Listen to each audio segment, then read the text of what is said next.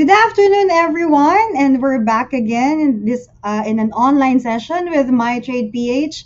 If you're just watching right now, we are live to have Cirtek with us. This is Wink, what investors should know. This is a segment wherein we will talk about SROs, warrants, and all of the corporate actions that are not too familiar with our clients.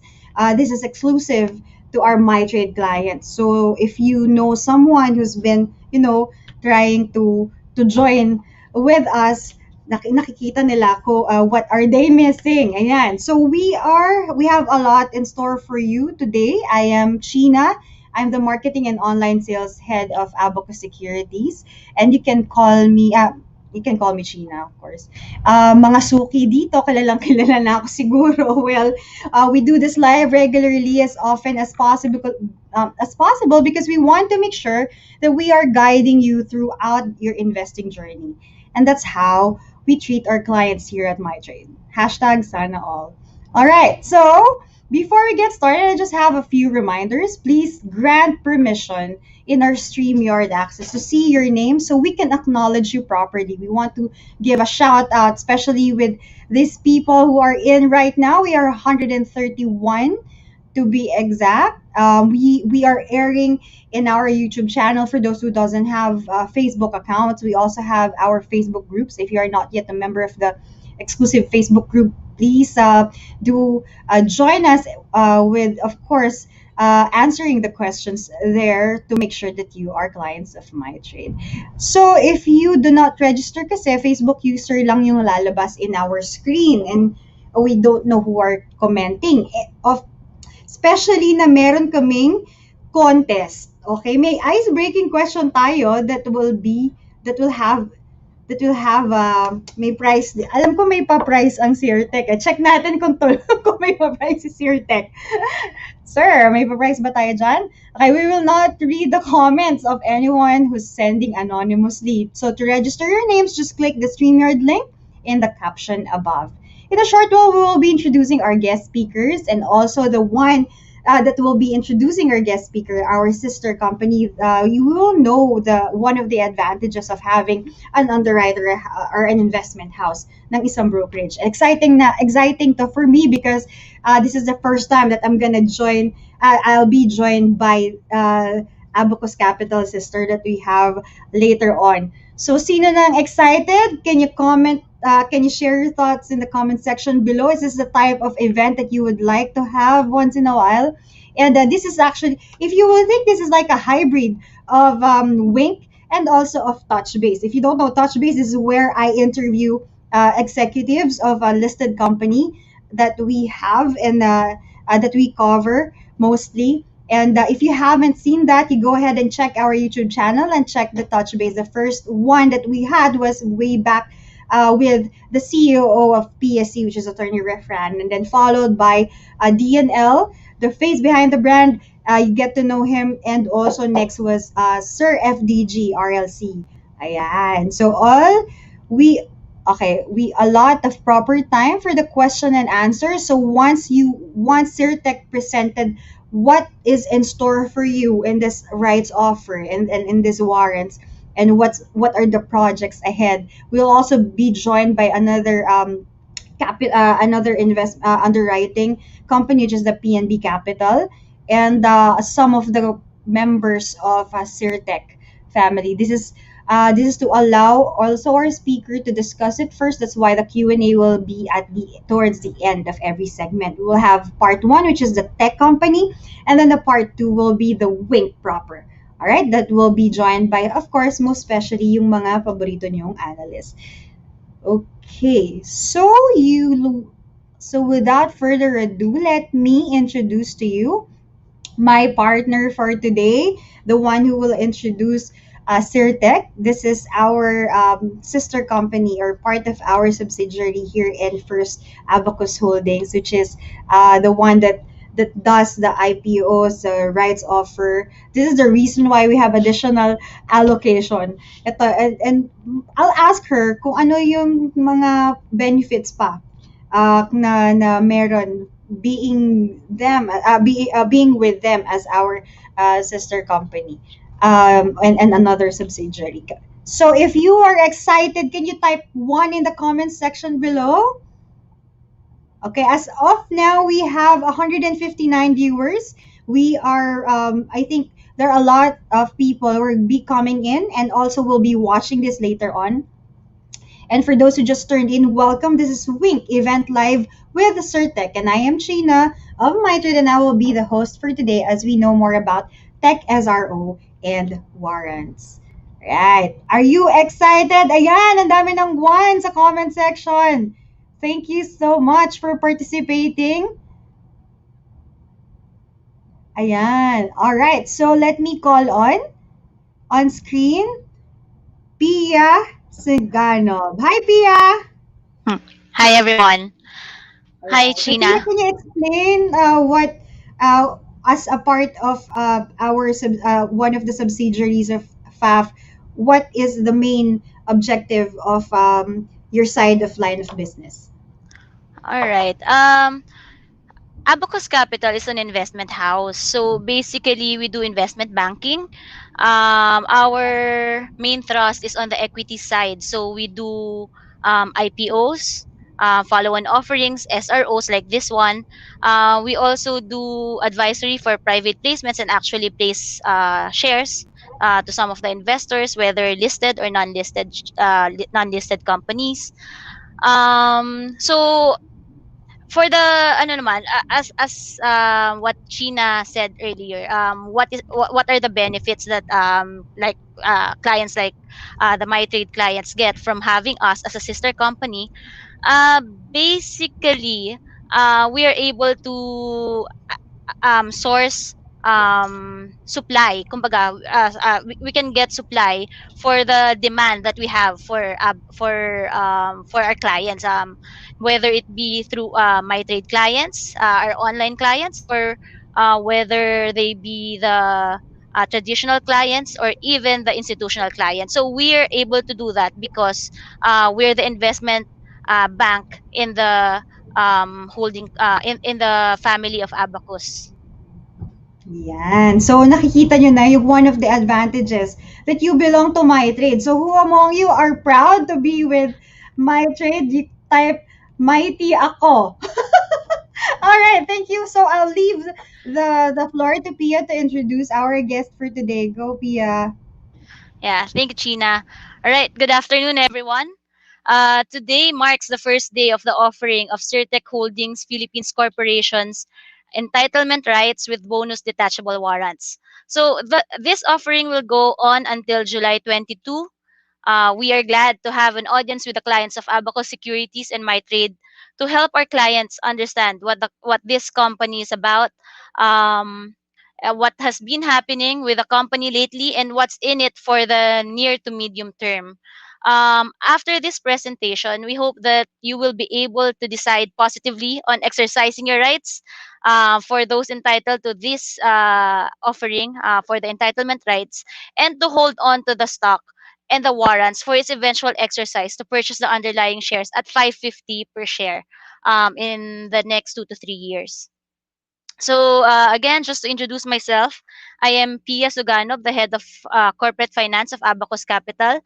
Aside from my trade team and the research team today, joining us also are our peers from PNB Capital and Investment Corporation. Both PNB Capital and Abacus are engaged as the joint issue manager and joint lead underwriters for the company's stock rights offering with bonus detachable warrants. So now let me introduce to you the members of the management team presenting today. First, we have Mr. George Aguilar, the company's vice chairman, who will discuss the Cirtec overview. Following him will be Mr. Antonio Calweng, the VP sales director, who will discuss the business updates on Cirtec, its semiconductor arm.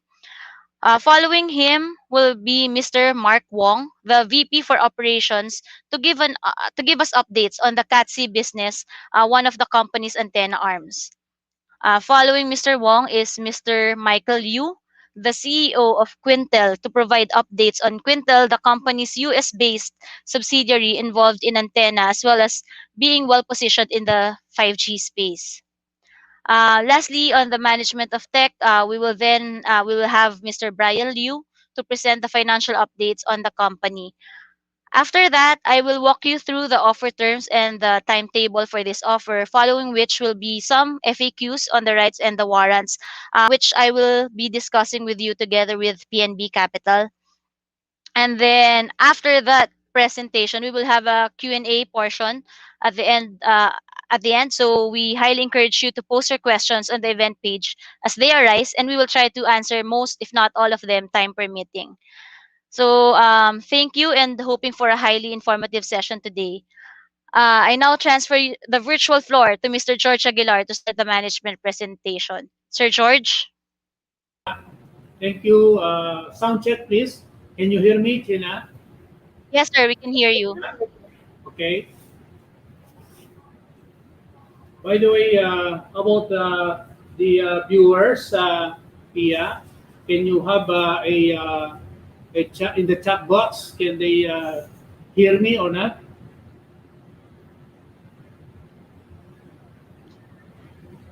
Okay. Good afternoon, everyone. Thank you for giving us this opportunity to present Cirtek Holdings Philippines to everyone. By the way, I am George Aguilar as the Vice Chairman of Cirtek Holdings Philippines Corporation. Please go to slide first. Slide one. Before we start on the business overview of Cirtek, I want to walk through you to visualize and give you an understanding about our major products here in Cirtek. As you can see from this tower, there are three towers there. You can See, circular, round circular discs. Those are RF millimeter wave radio for high-speed internet that we manufacture here in Cirtek Santa Rosa facility. The other components or device there in the on the tower, you can see some vertical base station white station antenna. Those are base station antennas that we also produce here, but we design them in the US and we manufacture here in the Philippines as well as in China. These are the two major components or devices in the telecom industry business. And of course, inside this RF millimeter wave radio and the vertical antenna, there are semiconductor products there like memory IC, regulator IC, transistors, drivers, etc. So those products or those semiconductor products, we are also built here or assembled and test here in the Philippines, here in Santa Rosa as well. In the Philippines, I believe you are aware that the third telco, Dito, is now launching its or constructing and securing some towers, and of course installing these radios and antennas to launch their 5G high-speed internet. I believe you are familiar or you are aware of this development of Dito here in the Philippines that will compete, of course, Smart and Globe. Let's go to second slide.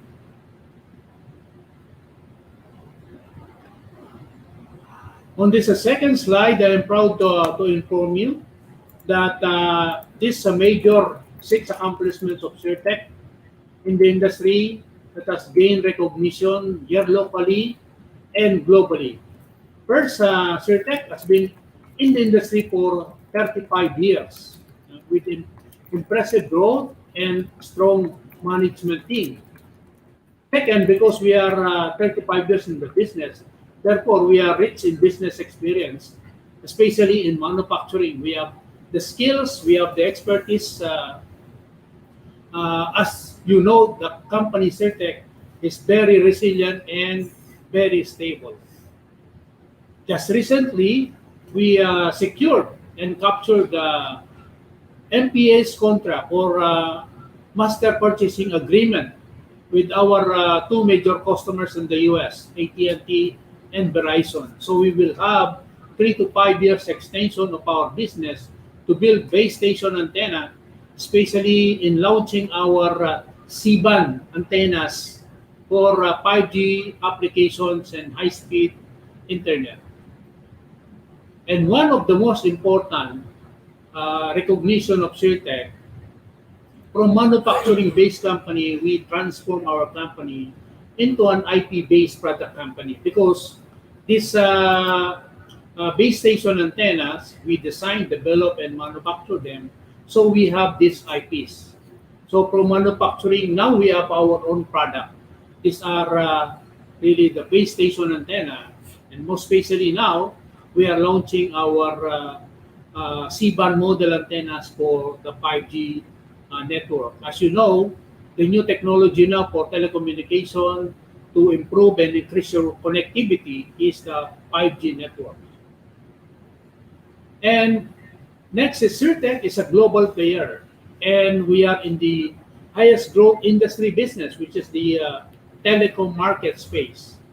We have two R&D centers and also sales and marketing offices in in San Jose, Silicon Valley, California.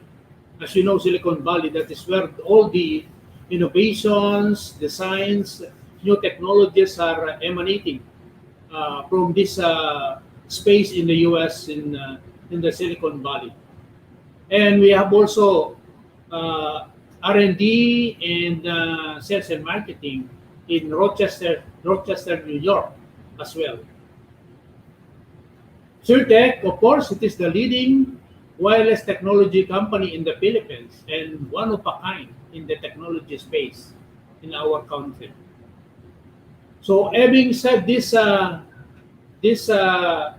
milestone and at the same time this most important recognition of Cirtek, we are confident that we can sustain and continue our business for the next 3 to 5 years because of the new NPAs that we received and signed with our customers like AT&T and Verizon in the US. Because also of the high demand of semiconductor and RF millimeter wave radio. So these are the new technologies as well. And of course, surely, Quintel will definitely increase or improve its sales this year or the following year onwards because of this launching of the new C-band 5G networks antenna. Thank you, and I hope you can visualize now the major products and business of Cirtec as a technology company.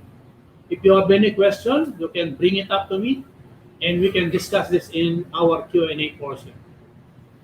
So the next presenter will be our Senior Vice President of Sales and Marketing, Mr. Tony Calweng for Cirtec Electronics Corporation.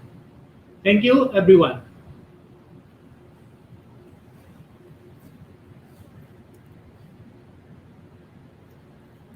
Thank you, Mr. George Aguilar.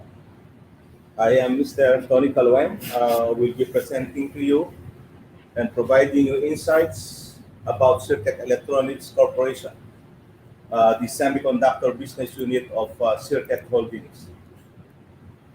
Cirtek, in short CEC, is the leading independent subcontractor for semiconductor assembly, test, and packaging services in the Philippines. Cirtek offers turnkey solutions or services to semiconductor companies for packaging integrated circuits, or what we call IC. Cirtek has diversified product portfolio that are mostly intended for devices in communications, computing, consumer electronics, industrial, and automotive. The slides that you are watching now gives you a better photographic description of the products we are building in this facility. These products are in communication. It is the major market segment Cirtek is focused.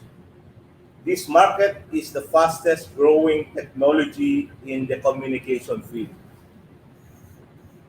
I think everyone recognizes and appreciates that today we live in a world of communications and wireless communication.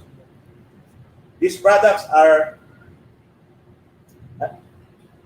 market segment in computing, consumer electronics. These are products that are very popular or in demand nowadays because the work from home and online education devices for video and teleconferencing as what we are doing right now as a result of the pandemic. Next slide. This is about the global semiconductor market segment. This slide exhibits the leading market share by application in 2020. Products pertaining to communication, mobile phones, and consumer electronics. Market analysts' latest reports are united. The worldwide IC market will grow by 25% in 2021. And the drivers for growth will come from the same application that drove the 2020 quarter four recovery of the semiconductor industry. These devices are in 5G connectivity. Examples: mobile phone, data center, consumer electronics. These growth drivers are in communication, computing, and consumer electronics. Are the same products line that Cirtek is focused, engaged, and collaborated with our tier 1 customers. The next slide pertains to the semiconductor volume growth after pandemic. And this is the first Cirtek. Yeah, after the semiconductor industry got hit with the pandemic in 2020, demand slowed down, orders were pushed out, due to safety protocols and mobility was somehow hampered. However, the semiconductor industry in Q4 2020, as a result of this work from home and restrictions on people mobility, an opportunity for the semiconductor industry was created, revived the industry from hibernation, increasing demand until the smartphone, computers, teleconferencing, and entertainment system. We started to get increasing demand in Q1 2021 until this very moment that we are speaking of today. In fact, Cirtek has shipped 16% more than our projected numbers during the first half of 2021, covering January to June, or 560 million versus the 480 million chips or components. And we expect this trend to continue.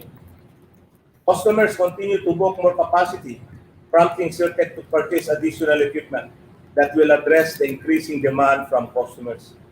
Customers, in their desire to secure capacity allocation, moving forward, offered to fund and consign assembly and test equipment to Cirtek to guarantee a long-term commitment for capacity allocation.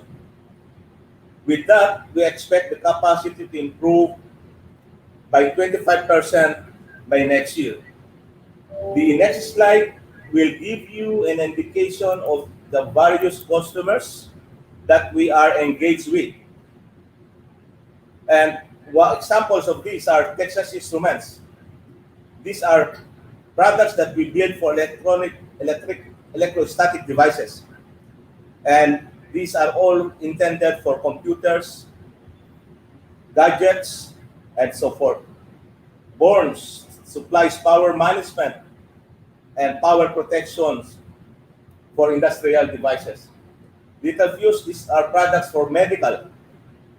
Analog and Maxim are products that are intended for various applications. And EM Micro, a company under the Swatch Group in Europe, the biggest Swatch Group that provides RFID and other access system or devices. Additionally, we continue to win new customers that are willing to fund and consign pieces of equipment for the capacity expansion. And as you can see, these are customers that are in the Europe sector. We have one in US. With that, next slide is a publication made by Cirtek. Next slide, please. This is a publication made by Cirtek on the first week of July, captured by various print media, making a summary of 4 expansions that we are doing now. It explains the business segment that we elected to focus is gaining friction in the semiconductor industry. The 24% projected by the industry is actually the third largest in the global IC market in the past 16 years. This was reported by market analyst IC Insights. The capacity expansions are driven by customer-secured capacity and solid commitments from our Tier 1 customers. With the addition of the new business win this year, we can state Cirtek will be well-positioned for better shape for 2021 onwards. That ends my business updates, ladies and gentlemen. If there are questions, let us know. I end my presentation with 2 words. Thank you very much for listening. The next speaker will be Mark Wong, the VP for Operations for Advanced Technology.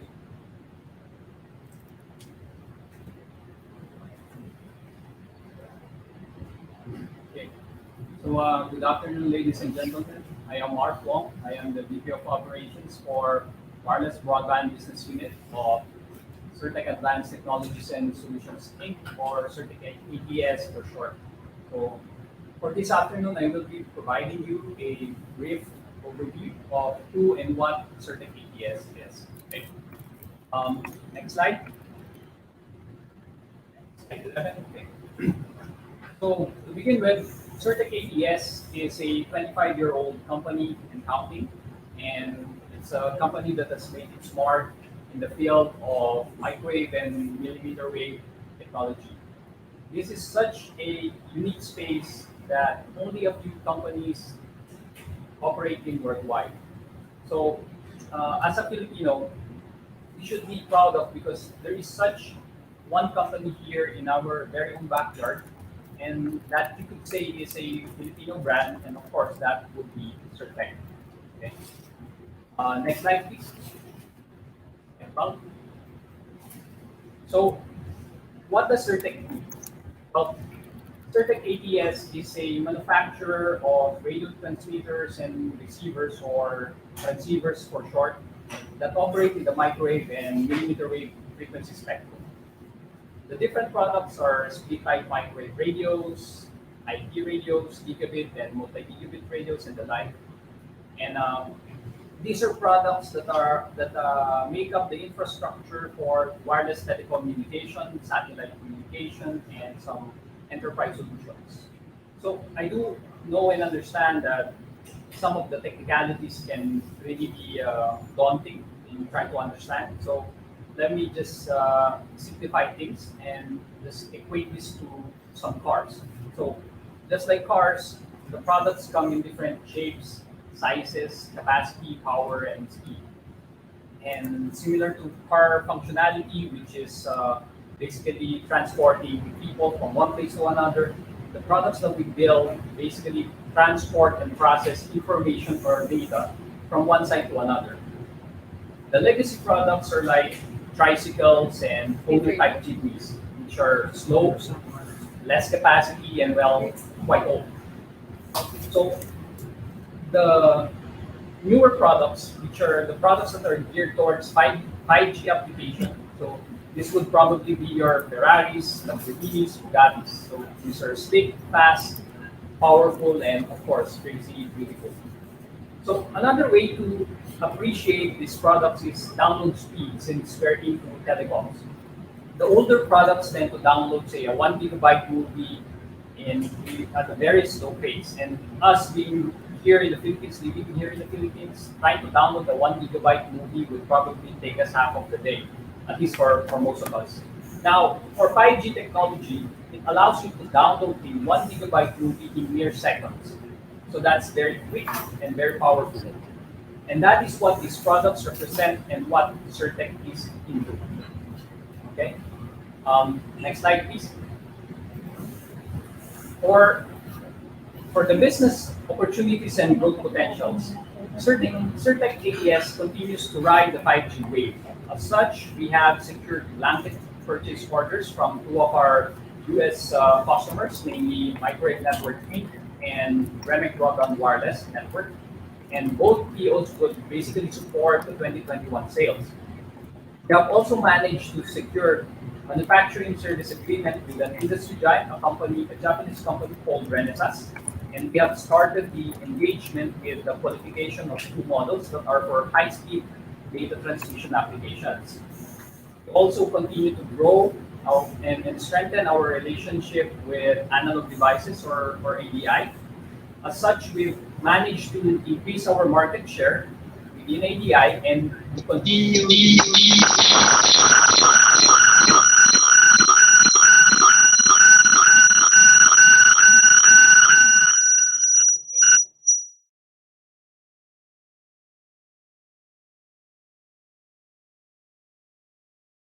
We've managed to increase our market share within ADI, and we continue to garner more business from them.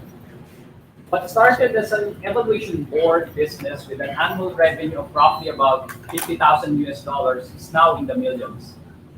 As a result, we are now tasked to do more complex assemblies, such as the battery monitoring system, or BMS, that will eventually go into the massive electronic vehicle space. Another company we started working with is Cobham EES. We will soon start qualifying the RF power module that will be used for aerospace application. These modules will actually go into low orbit satellites, or LOS. Finally, we managed to secure a long-term partnership with MNI, Microwave Network Inc. As such, Cirtek will continue to build MNI products, including the next generation Ethernet and TDM radios. And MNI is also trying to come out with their very own microwave radio designs. And once again, Cirtek was entrusted to manufacture these radios for them. So to cap what I have said, so basically 5G is the next technological evolution. It is just the beginning, and there's so much growth and potential in this field. So Cirtec is right in the middle of all of this, and it's just a matter of taking advantage of all of these opportunities. So that, ladies and gentlemen, concludes my presentation. And if there are any questions, I would be happy to answer them. Otherwise, I would turn over the floor to our president of Quintel Solutions, Mr. Michael Yu. And thank you.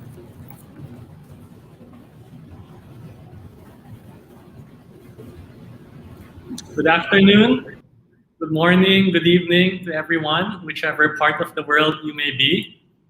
Thank you for joining us today, and thank you for sharing with us your valuable time. My name is Michael Yu. I'm the CEO of Quintel USA, and today I will give you a glimpse of Quintel, where it has been, where it is now, and where the future is heading for us. Next slide, please. Quintel started out as a UK Defence Ministry research and development arm of the British intelligence. It was tasked to develop numerous intellectual property that is related to wireless communications used in telecommunications, espionage, and military defense applications by the British military. In 2007, the technology and the intellectual property were all acquired and was transferred to the US to be commercialized in use for wireless base station antennas. And today, many of those patents and IPs are responsible for the features that are innovative, known of Quintel antennas, such as the multi-serve antenna, which utilizes different spectrum of frequencies and combining multi-port, multi-frequency, multi-band in one single antenna. We also have the Q-tilt, which allows independent tilting per frequency band. Traditionally, an antenna would be able to tilt, but that would affect the other frequency bands.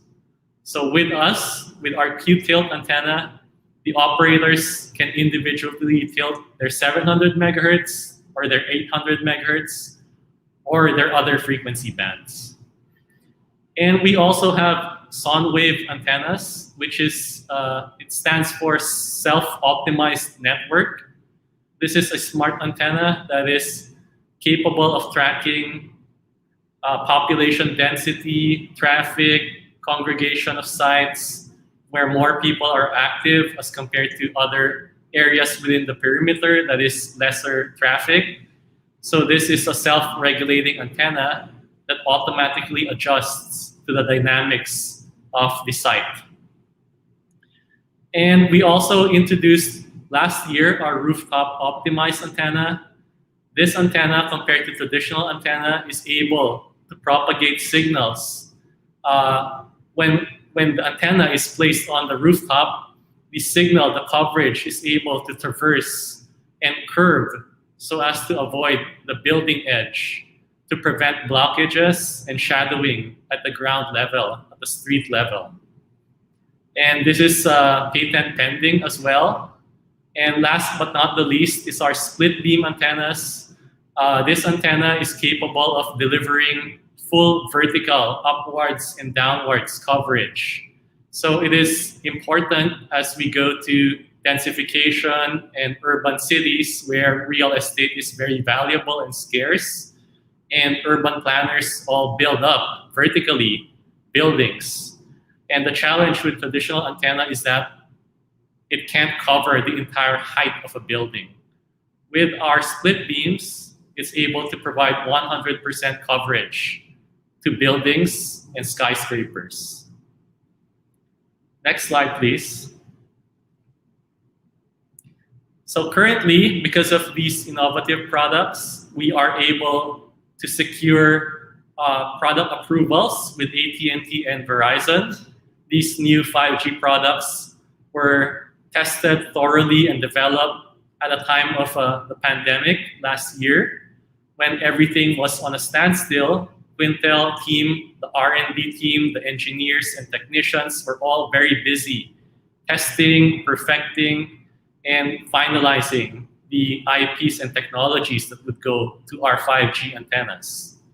So we are happy to announce that these are all qualified with AT&T and Verizon. And as a result, we are awarded an extension of our master supply agreement. So this means Quintel is allowed another 5 years of business with these two large telcos. And it's very remarkable because AT&T and Verizon is the largest global telco players in the world. Number one being AT&T at $180 billion revenue, and Verizon at $130 billion revenue. And among all the antenna vendors in the US, Quintel is one of the 2 antenna vendors that is qualified and approved to supply at both AT&T and Verizon. So we are very excited and happy to share this news with you. And as we move forward to the next slide, we will be talking about how spectrum is very valuable. Every decade or so, our network technology upgrades. So in the 90s, you have your 2G voice communication. The 3G happened in 2000s with data, and 4G by 2010 with mobile broadband capability for handsets. And as these airwaves are all used up and congested by voice, data traffic, streaming applications, and all of our cloud computing, the FCC has released its 5G spectrum in the US, which is going to be from 3.4 to 3.8 gigahertz. And this band will be a new band. It will be a new era for 5G, as well as our products for rolling out 5G networks in the US. So we are expecting another 10 years for these new products. As the technology emerges and as the sites get built up, we are also preparing ourselves for 6G ahead. This is a long-term vision, but there are several developments in the 6G space. And as you can see on the higher end of the spectrum, these are going to be using millimeter wave bands. And some developments have started here, particularly satellite communications. You may have heard of Starlink, which is going to be deploying thousands of satellites, low Earth orbit satellites around the Earth to cover the entire globe, as well as rural, unconnected areas. So as we progress towards this 6G, we are doing R&D research to finalize the specifications and technology ahead while we monetize our 5G antennas and the rollout in the next decade ahead. Next slide, please. So as a parting right, we published a press release, and this is going to be available in major news outlets. So this is a culmination of what I presented. And just to summarize the key points of this release, of this article, is that we have been granted another extension, another 5 years for our 5G products with both AT&T and Verizon. And these products, they're very well received by the carriers because it was designed in a manner that it's backwards compatible with their 2G and 3G networks. So it allows them to deploy 5G services at a fraction of a cost compared to totally overhauling their existing networks. And that gives them the quickest time to market, as well as the best revenue per capex to recover the investment for 5G. And Quintel always stays ahead of the game. We are always very focused on R&D because as a product company, we recognize the value of being ahead, being pioneers in this industry, and therefore R&D continues to be a very essential aspect of our business. We look to grow our market share to double digits from 5 to 10% in the US, as we also expand to other areas of the globe in Southeast Asia and hopefully in the Philippines when the Common Tower Initiative is completely rolled out. So with that, if there are any questions, I would like to answer them in the Q&A section. Without further ado, I give the floor to the next presenter. Thank you, and good day and good evening to everyone.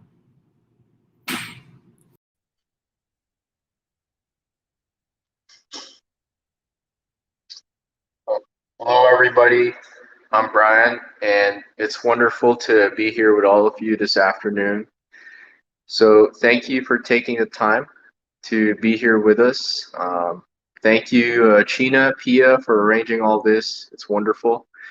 So today, I'd like to provide our viewers with a quick financial snapshot, as well as various updates for the group. And as you know, when 2020 came in, the coronavirus pandemic just barged through the world economy and changed the entire way the system works. While we were all prevented from gathering together as crowds, this prompted many businesses to be challenged by various headwinds. Whether you're in the hospitality industry, the entertainment sector, retail, or food and beverage, the pandemic did not spare any industry across the board. While this served as a massive shakeout for businesses all over the world, we also view that the coronavirus pandemic opened up certain opportunities for companies that have key exposure on resilient sectors that proved steady during this trying time.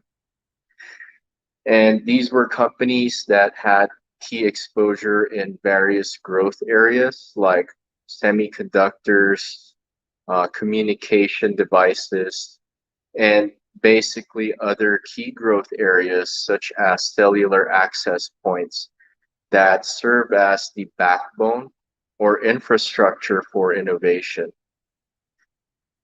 Now, while Cirtek was in that space, we're not immune either to the various headwinds that was catalyzed by the pandemic. And by moving to the next slide, we can see in the graphs that we suffered a pullback of 14% on our top line sales. This was brought about by closures in trade and commerce avenues that prompted a lot of the orders to be deferred backwards. Hence, the decline in the realization of sales by 14%. From a total of 80.119 million in 2019, we achieved 68.9 million for 2020. All the improvement actions that our management teams have instigated were well maintained, and with efficiency in manufacturing and cost management controls in place, as well as all the efficiency monitoring tools that we've applied, our group was able to improve our EBITDA from 24% in 2019 to 29% in 2020 in terms of margin. So this is from a value of 19.6 to 19.65. Looking down to the bottom line, this was also held steady at a healthy rate despite the sales pullback. Our net income margins remained and hovered at a healthy level of 10%, a 1% decline from the 11% experienced in 2019. Value-wise, this was from 8.4 million to 6.59 million for 2020. Now, looking onwards to the next slide, through the company's resiliency and diversification in terms of product portfolio mix, Cirtek has managed to stay resilient during these challenging times, with a nice spread in key exposures on the semiconductor space, wherein we have key exposures on the communication space, the industrials and aerospace application devices, as well as other consumer-fronting semiconductor products. Likewise, when we look at the full system assembly area, we have our cellular access point antennas, which provide us with the right mix of product base, allowing Cirtek to enjoy healthy gross profit margins hovering at the low to high 20s. And in 2020, our gross profit margins were maintained at 29%, the same with the previous year, while EBITDA was maintained pretty much flat throughout the year. And with all this, we managed to keep our current ratio steady from 1.5x to 1.4, our DE ratio from 1.11 to a flat 1. So as we pivot into a new year, 2021, we see this as a pivot to recovery, with the world reopening once more and with economies firing back up on all 12 cylinders. We believe that 2021's first quarter paves the way to a healthier recovery. And as we look on to the next slide, Cirtek reflected a 2% improvement on revenue stream for the first quarter of the current year, an increase from 22.2 million to 22.7 million. All this and more translates to an increase in EBITDA of 16% from 5.76 million to 6.66 million, whereas EBITDA margins likewise improved from 26% to 29%. This trickles down to the net income as well, with a significant improvement of 50%, from 2.4 million in the same period last year to 3.6 million in the first quarter of 2021. While all that and more, we managed to maintain net income margins at 16%, up from last year's 10. So moving on to the last slide.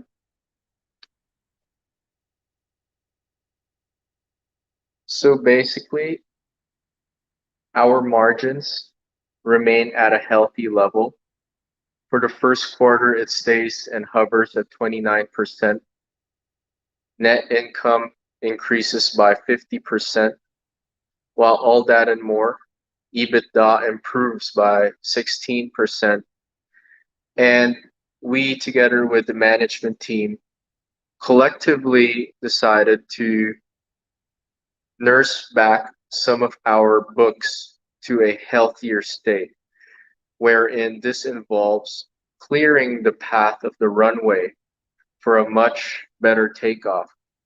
And what I mean by that is our collective decision to taper back on some of the debts that the company has been carrying. Now, these resources were previously acquired by the group to invest in our technological prowess, our market reach, and our manufacturing capability and capacity. But as we see that positive traction and actual materialization of the key projects from our subsidiaries like Quintel, CATC, and CEC taking place, and with the forecast of rates increasing, we believe it's optimal to taper back on some of the liabilities that we've been carrying. And if you can see, current liabilities reduced by 37% from 110 million to 69 million. Total liabilities improved, decreasing by 25% from 167.6 million to 125.8 million. While all this and more, current ratio increases from 1.5x to 1.9x. And DE ratio likewise improves from a flat 1 to 0.69.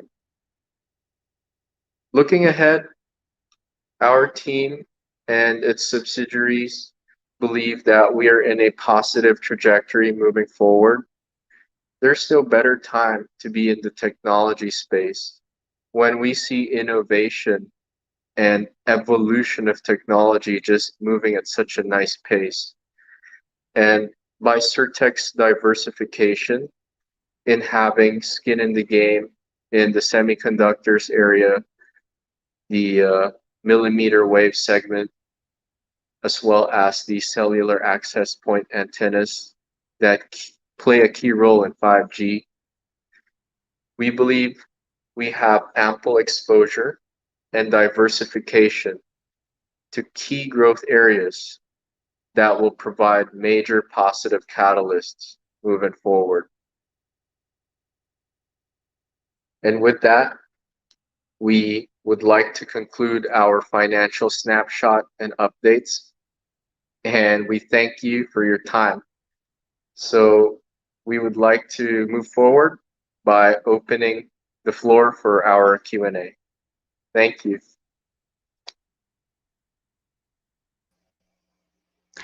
Hi, Brian.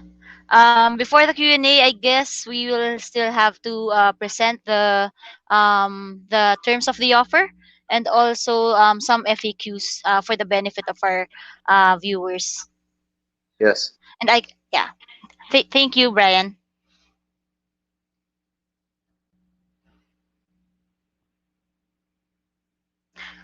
Next slide, please.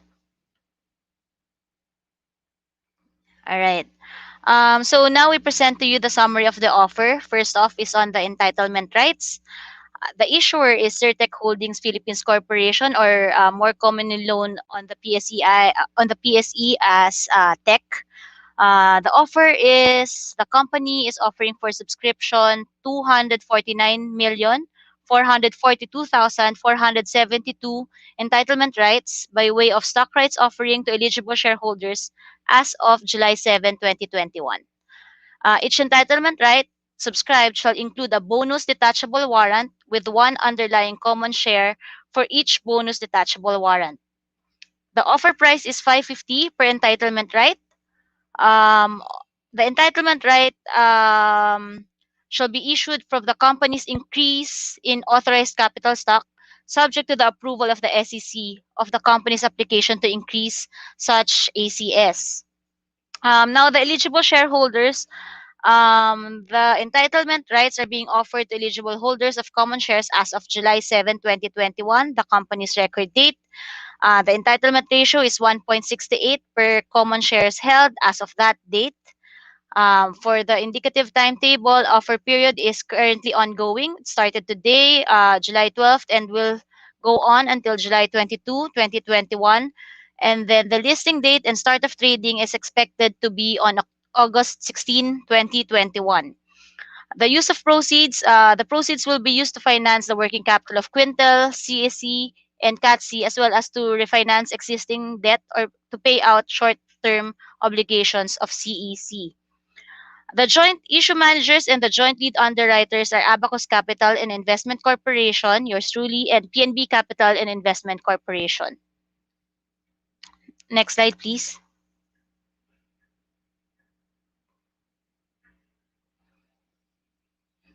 Next slide. All right, thank you. Next is I'll discuss to you the terms for the bonus detachable warrants. Again, the detachable warrants are bonus or are given for free for every entitlement right subscribed. The ratio is 1:1, so the bonus detachable warrants to be issued is 249,442,472 warrants. And the underlying shares are also 1:1, so that's another 249,442,472 common shares. The listing date and start of trading is expected also to be on August 16, 2021. For the exercise ratio, as I mentioned earlier, that's one common share for every one bonus detachable warrant held. The warrant's offer price, it is free of charge and shall be issued as part of the subscription of the entitlement rights. The exercise price would be 550 per common share, sorry. And then the exercise period will be on the first two trading days of each month, beginning on the 12th month, which basically means on August 1 to August 2, 2022, until the 36th month from the issue date. The expiry date of the bonus detachable warrant shall be the day immediately after the last day of the exercise period.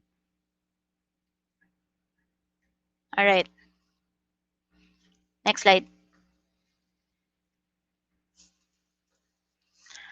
For some FAQs, I think we can proceed to that one first before the Q&A.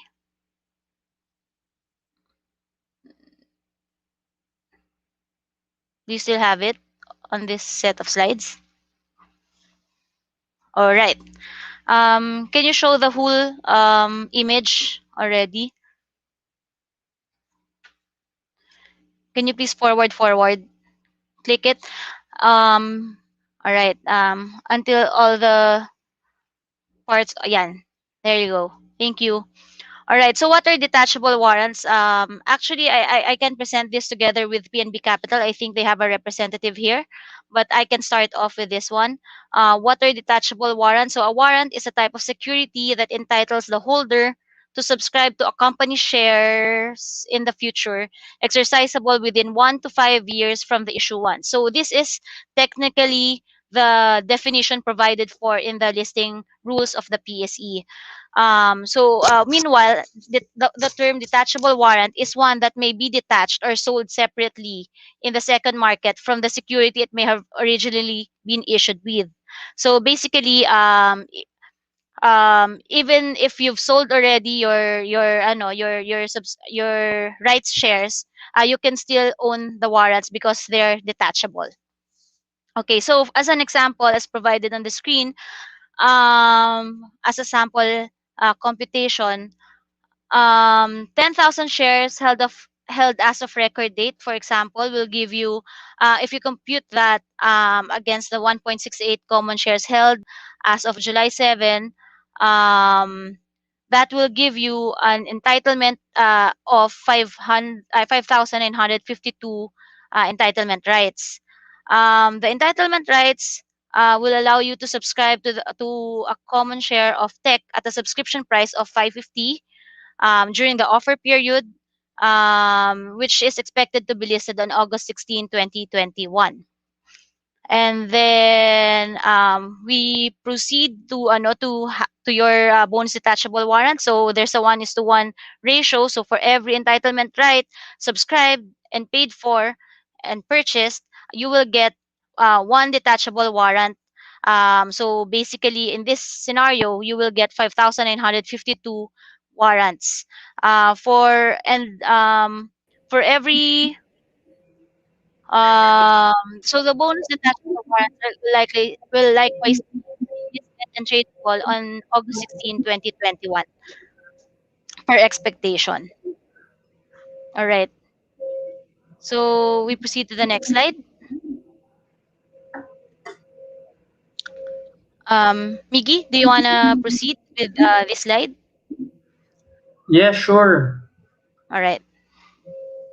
Thanks, Pia, for sharing some of the FAQs earlier. So to continue, so when will the bonus detachable warrants be received? Of course, this will be received upon the listing date of August 16.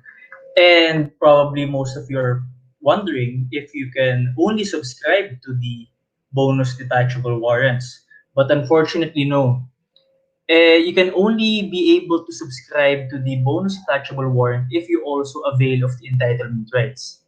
But of course, di ba, when you avail of that entitlement right, yung detachable warrant is actually already a bonus in itself. You're given additional shares for free.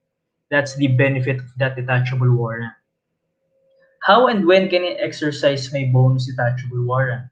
So as we mentioned ni Pia earlier, is that you can actually exercise this starting on the first two trading days of each month, beginning on the 12th month until the 36th month from the issue date. So if you use our issue date of August 16, for example, you can start exercising this August 2022 and onwards until the 36th month from the issue date. Now, you have to keep in mind that if you want to exercise the warrants, the warrant holder is required to comply with applicable laws and regulations to complete, sign, and deliver an application to purchase form. And you also have to surrender your warrant certificate and tender the full exercise price to the warrant registrar. Next slide, please.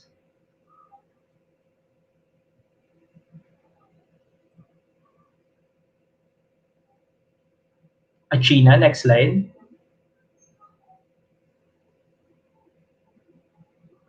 Now, onwards to the basics of what is the stock rights offering.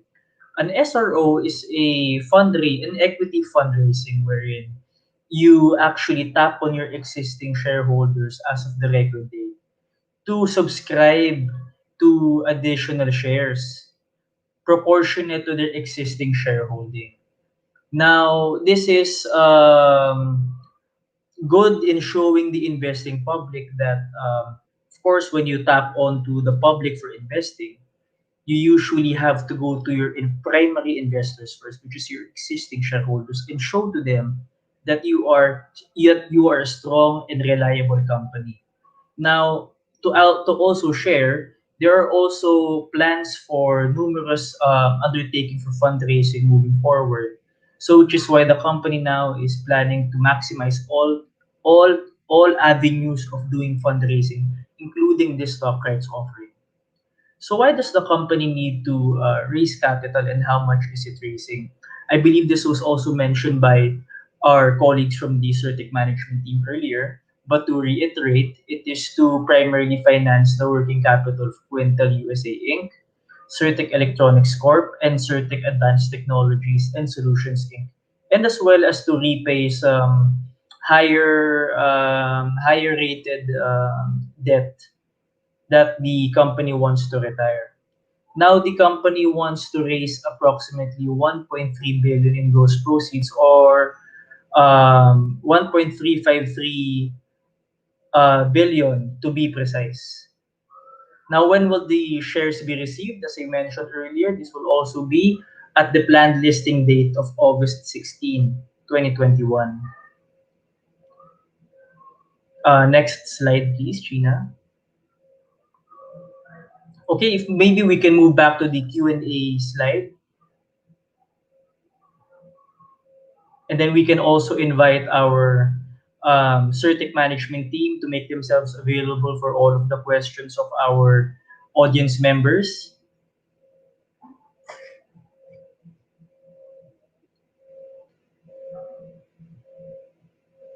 Hi P, I believe you're on mute right now.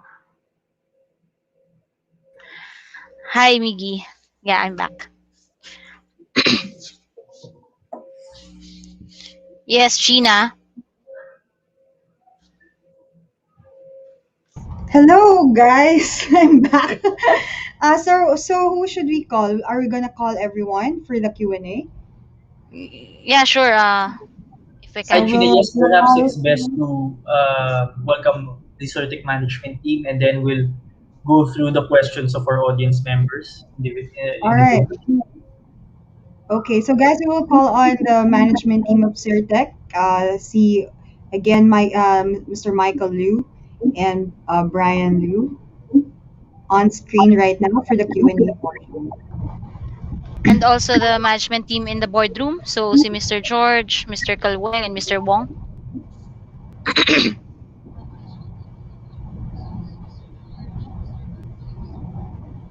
All right, Sheena.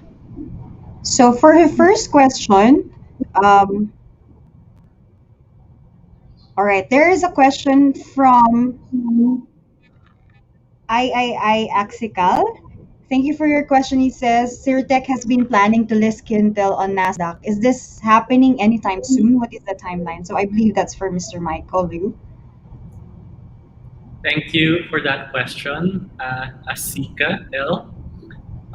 If you remember when we acquired Quintel in 2017, we announced plans for listing this company in NASDAQ. That plan continues to remain the same. However, the timeline has shifted and extended because of the pandemic, which has slowed down the demand and the sales for this company. As we go forward with the recovery of the economy of the US market, we believe that we can gain traction to get on track with that listing timeline. However, it may be, in the near term. Of course, we do not know how this all will roll out. And hopefully,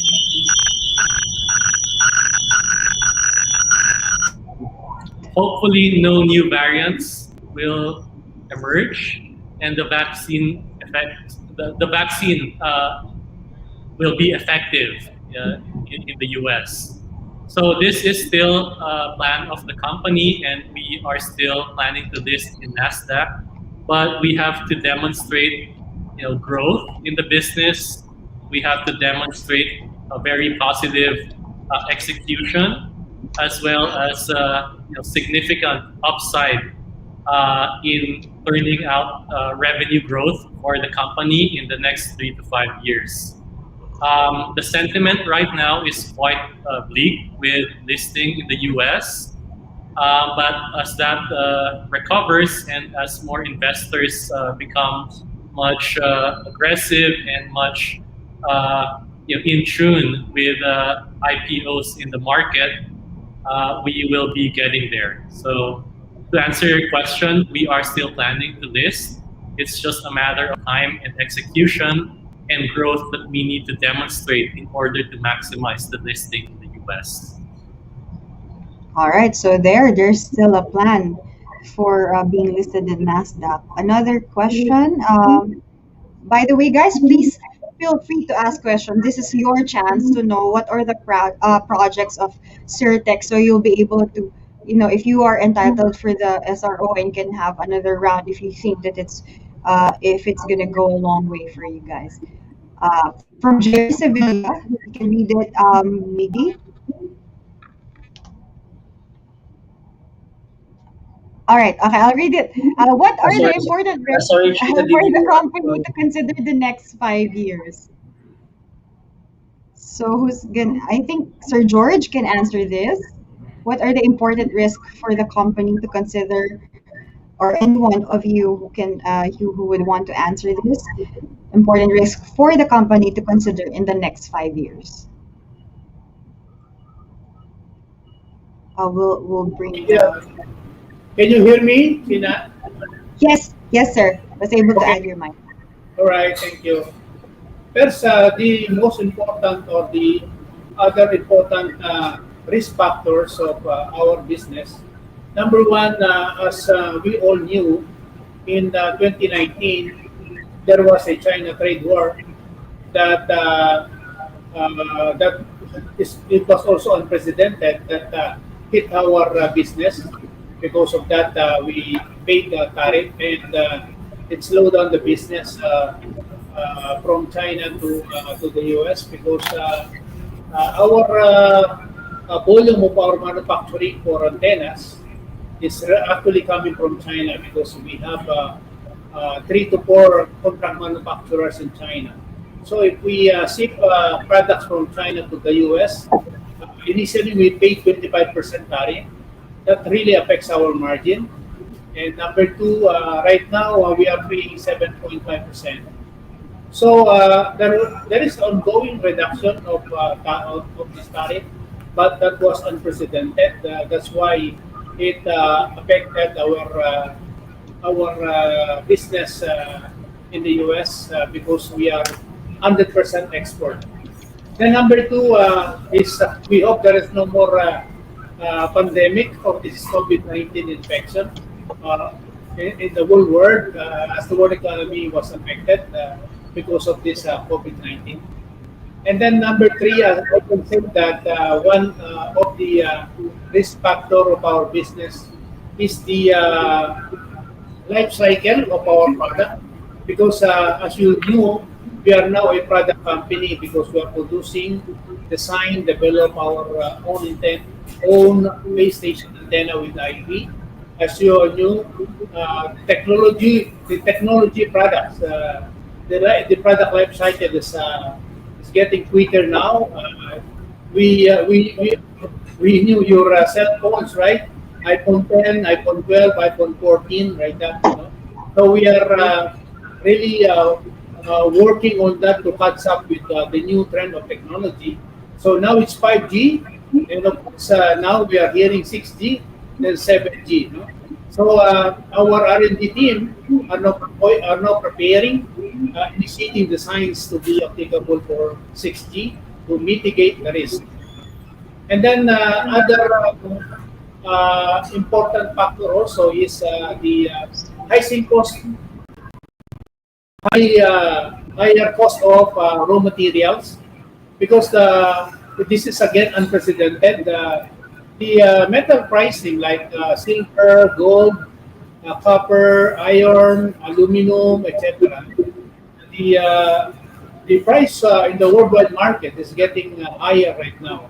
So these are all the factors, but what we are doing for to mitigate this risk as well is we are developing another or other contract manufacturers in Taiwan so that we can have multiple suppliers that they can be competing to reduce their price. Then number two is to reduce our tariff. We are also planning to move out our warehouse in San Jose, California, to Mexico, because as you know, Mexico there is no tariff from shipping antennas from Mexico to the U.S. because that is just a U.S. border. But the warehouse cost in California, as you know, the Bay Area or Silicon Valley is higher. So if we can just transfer the warehouse to Mexico, then we can significantly reduce our cost of labor, cost of house in the California to the Mexico. So we have all these uh, improvement actions of our business so that we can mitigate the risk. Of course, the business, just like all of us in the business industry, there are always risks, but we should know how to mitigate them. Being 35 years in the industry or in the business, Cirtek, as I mentioned, is very resilient because we have gained experience and skills in handling this business. Thank you so much. I hope I was able to answer your question. Gina,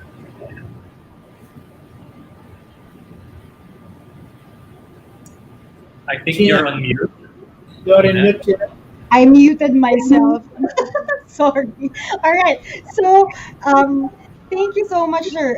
I know for a fact that all businesses, even investment, have risk, and we are still in, in this situation, and in spite of you're seeing opportunities. All right. So, Jerry, just let us know if we answered or Sir George answered your question. You can ask further if you want to. There's another question that was raised. I don't know if it's on Facebook. Guys, I encourage to repost them. I don't know why I cannot see those, but kindly repost them. Where I'm trying to refresh my screen here. But there is a question. I think this is interesting for you guys. Is Cirtec manufacturing components same as IMI is manufacturing? Yes, I can also take that, Gina. All right, sir. Like IMI as a diversified product line. Cirtec as well. We have also diversified product line. We are in the semiconductor manufacturing. We are also in the assembly manufacture of RF millimeter wave radio with a PCB assembly. And of course, we are in the antenna design and development and manufacturing. IMI, same thing. They have a very diversified product line. One is they have a PCB assembly or module assembly, which we also do. So we are competing in that segment. Then number two, IMI, they have also they acquired Pacific Semiconductor about about 6 or 7 years ago. So yes, we have a related product. We are also producing semiconductor products as what Pacific Semiconductors is doing. And other products of IMI, we are not competing with them. I think they have also special product lines that they have an agreement with some Israel companies and Japanese companies. Those product lines, we are not competing with them. All right. So there you have it. At least that's clear for you. At least, can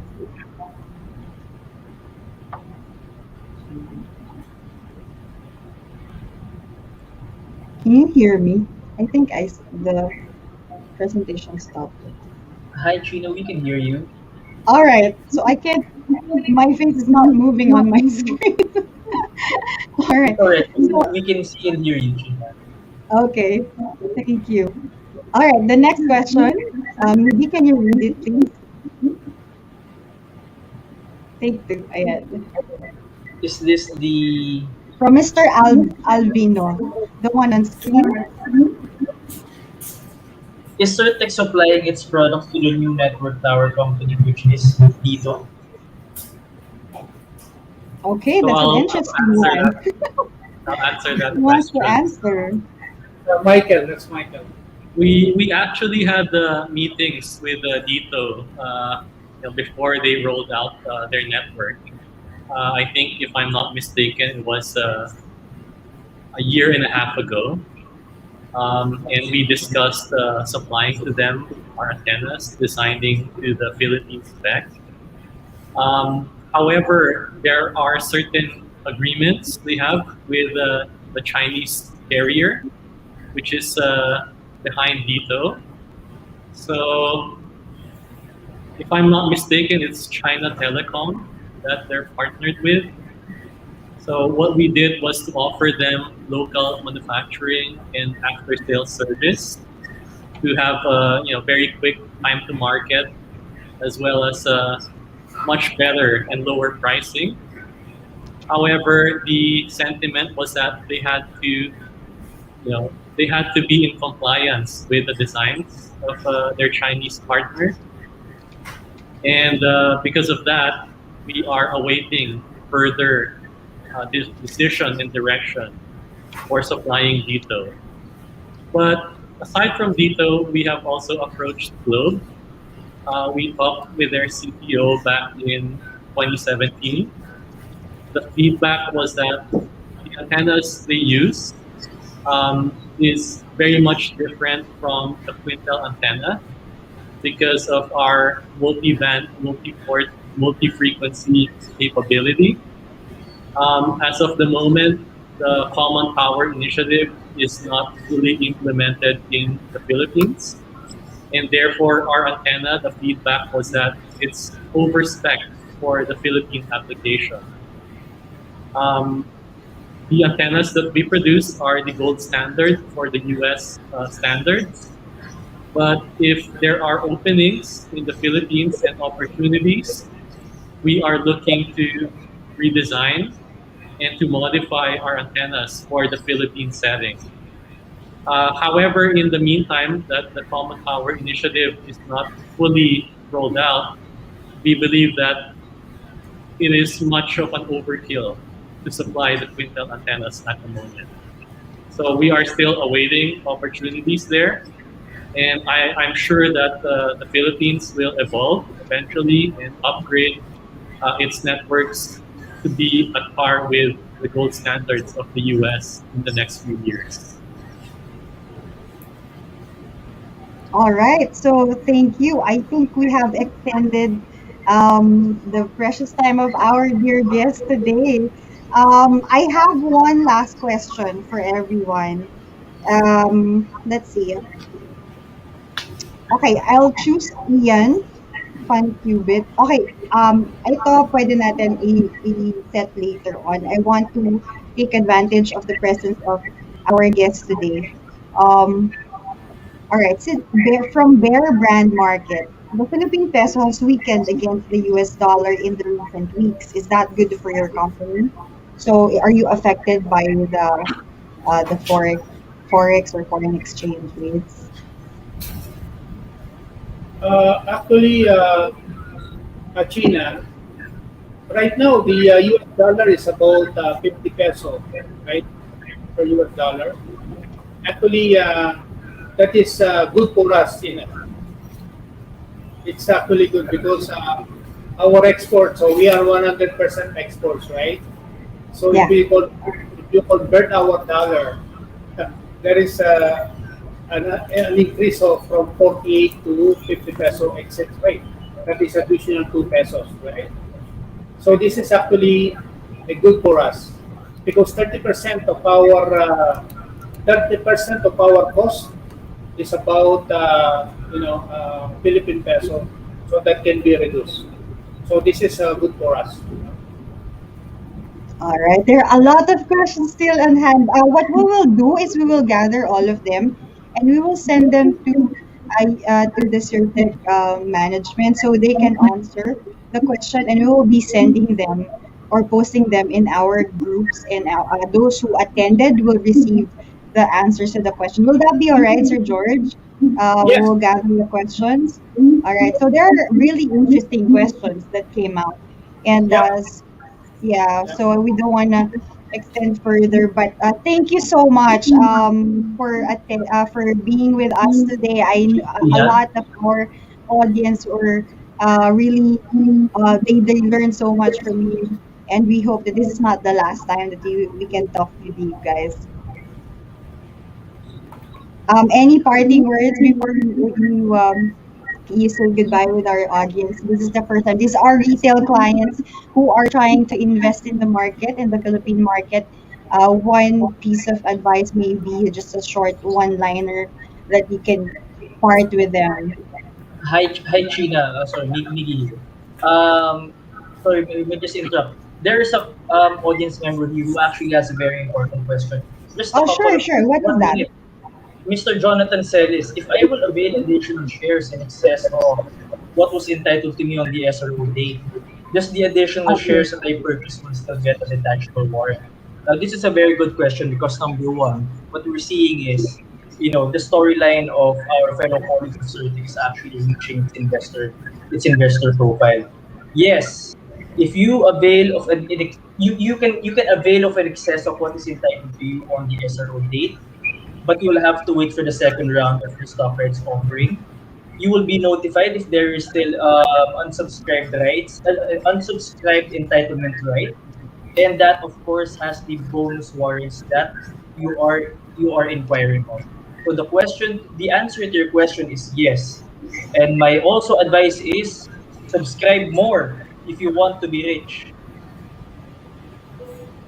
Ayan. So later on, we will discuss further about the SRO and the warrants per se and our recommendation later on in the party. Thank you so much, Midi, for that. And so going back to the last piece of advice from our experts here, because I know you've been in the business for quite some time and you've earned that, that position. And I want them to hear from you guys a piece of advice or one liner wisdom that you can impart with our retail investors?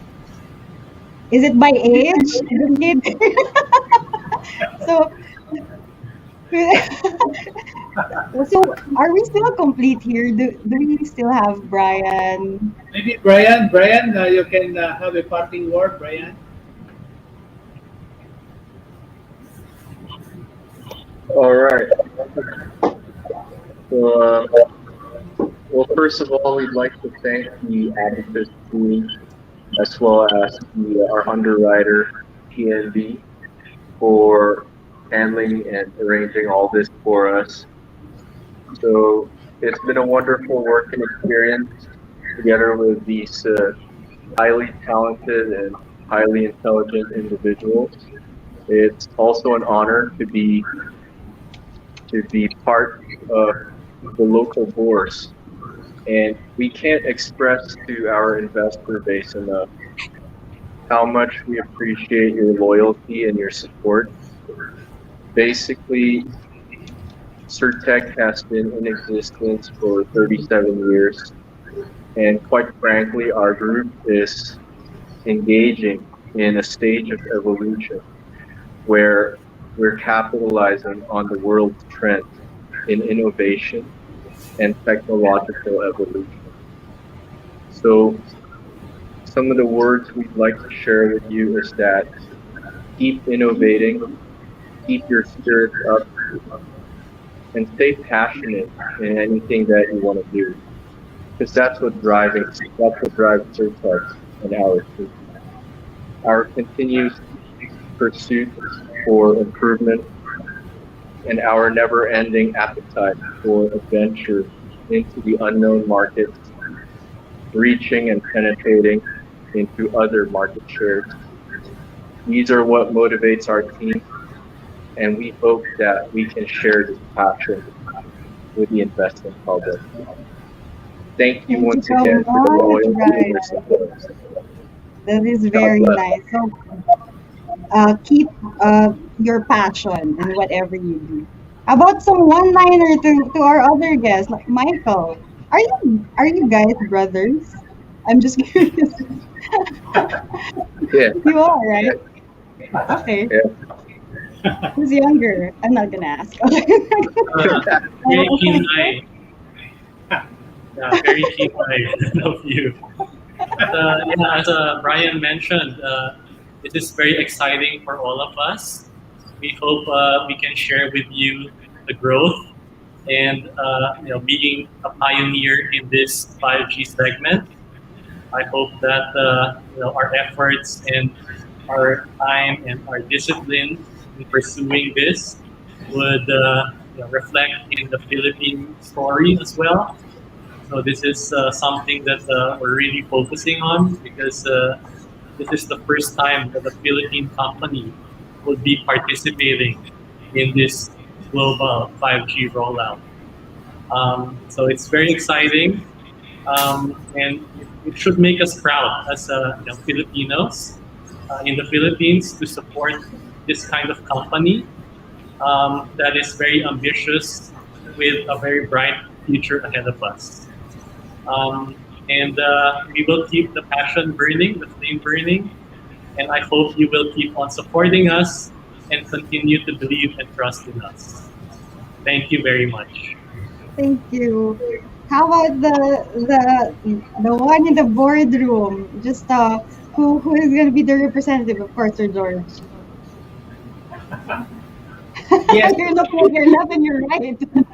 You're asking yes. for help. Thank you. Again, thank you for the retail investors of Abacus. Definitely, the most important word for this evening is we value the investment of retail investors. If you collect all these retail investors together, maybe bigger than an institutional investor. So we thank you for your loyalty, as Michael mentioned. We we value your support, and definitely as I've been in the industry for many years, like 37 years, we believe that the company is stable, resilient, and we you can vote us our performance. Thank you, and hope you continue on fire as well in your support to Cirtek. God bless Thank all. you, sir. Thank you, sir. Thank you so much. And as a as our partner underwriter PNB Capital, Miggy will has do you have parting words with our clients in terms of the part where the one that you were saying a while ago? Thank you, China, for allowing me the time also for parting words. Just a simple advice to our fellow investors here in this session. Maraming salamat sa inyong lahat na sumama kayo sa investment opportunity na to. As sinabi ng mga management team na Cirtek, this is the Filipino story. If you want to be involved in the nation building of the country, do subscribe to this investment. Maraming salamat. Thank you so much, Miggy. Thank you so much for that. And Pia, we will have another part. Anong masasabi mo sa naging presentation ni Sir Tech? You cannot um, comment. yeah. Joke But lang. I guess it's a bit long. So I thank all the audiences who kept on listening and appreciating what the company has to say about their company, their business, their prospects, their and the opportunities that lie ahead for the company. Yun. I'm hoping that based on their presentation, the entitled shareholders will subscribe to the offering. It's the offer period this week until the 22nd. I hope that they exercise their right to purchase the shares, and look forward to the listing on August 16th. It will be an exciting time because apart from the shares that they purchase, they'll get also the warrants on top of it. All right. So, meron tayong tanong. Nandito ka para malaman kung tama yung sagot nila. All right. So, the first question, may pa-prize ba, Pia? Meron. Wow! Meron Okay, tayo. maigi lang guys. Sorry kung nag-log out na So, kayo. Wala, hindi kayo makakasagot ng tanong. Alright, so oo. for the first question is, give us one product that was mentioned a while ago by Cirtek team. One product that they have dun sa mga nandun sa subsidiaries na minention nila a while ago. What do you remember? What product do they have? Sige nga. The fifth comment that we will be seeing on screen on my feed will be the one to win. What is the prize, Pia? 1,000 peso GC of Figaro that can be redeemed in one of Wow! in any three of the branches listed there on the certificate. Nice one. Okay, sige. Sino ang may gusto ng 1,000 GC? One, two, dumami ah. Biglang nagbalikan sila. Ayun, dami. Five. So, let's see ah. Titignan natin sino yung pang 5. Ano ba? 1, 2.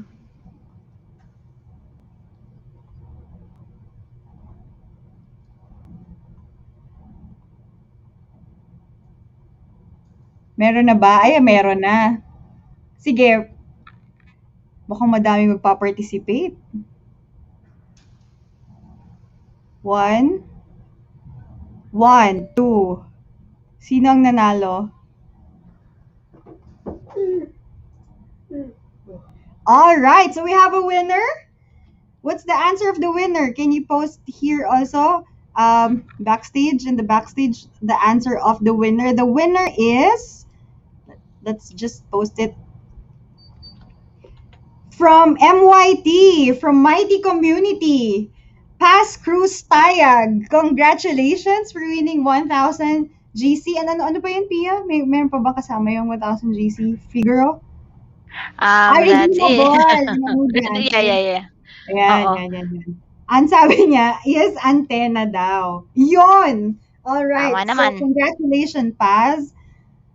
Sige, the next question. Pia, ikaw nga, magtanong. Oh. Okay, so what's the ratio for the entitlement rights to the warrants? Ratio daw. Guys, ratio daw. lang. Ratio daw, guys. Kaya nyo yan. So, Oh, sige, pang-ilan? ang pang 15. Ang pang 15 na sumagot will receive the next. Ang dami. Bilis ah. Sino ang pabilisan na ng internet connection?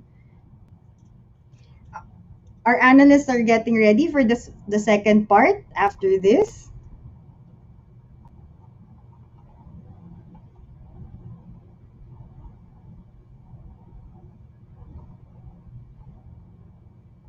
Meron na bang winner? Ayan, may winner na. May winner na. Let's see. Meron yan na, sabay-sabay yan. YouTube, sa Facebook.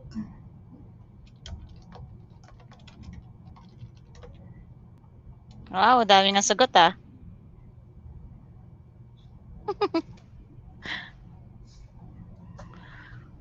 Cirtek, baka pwedeng dagdagan. Joke lang. Ayan, active sila eh. Okay, so who's the winner?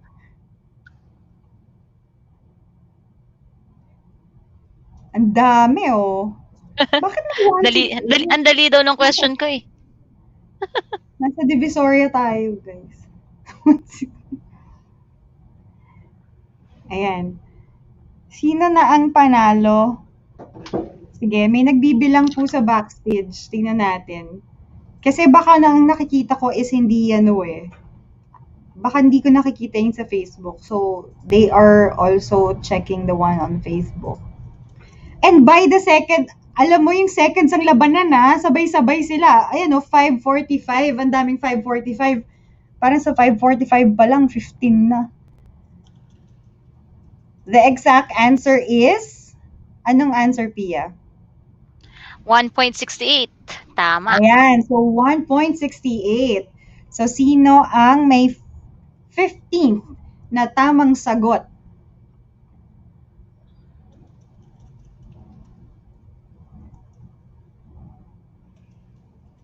Bawal na. So, cut na yan sa 5:46 kasi nasabi na namin the answer is 1.68. So, for every 1.68 shares that you have, you'll have one right. And later on, we will have pictures of that. Alam ko na mas madaling i-picture out yan. And while the backstage is counting on who's the winner, meron na pala, I'll be calling on my colleagues.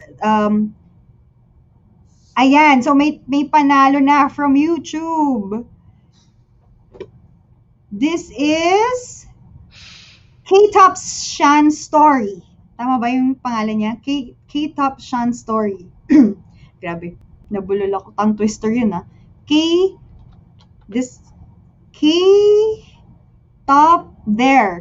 Shan Story. Congratulations! 1,000 GC for for K-Top Sean's story. So what you do for the winners, please PM our page of your client code using your name.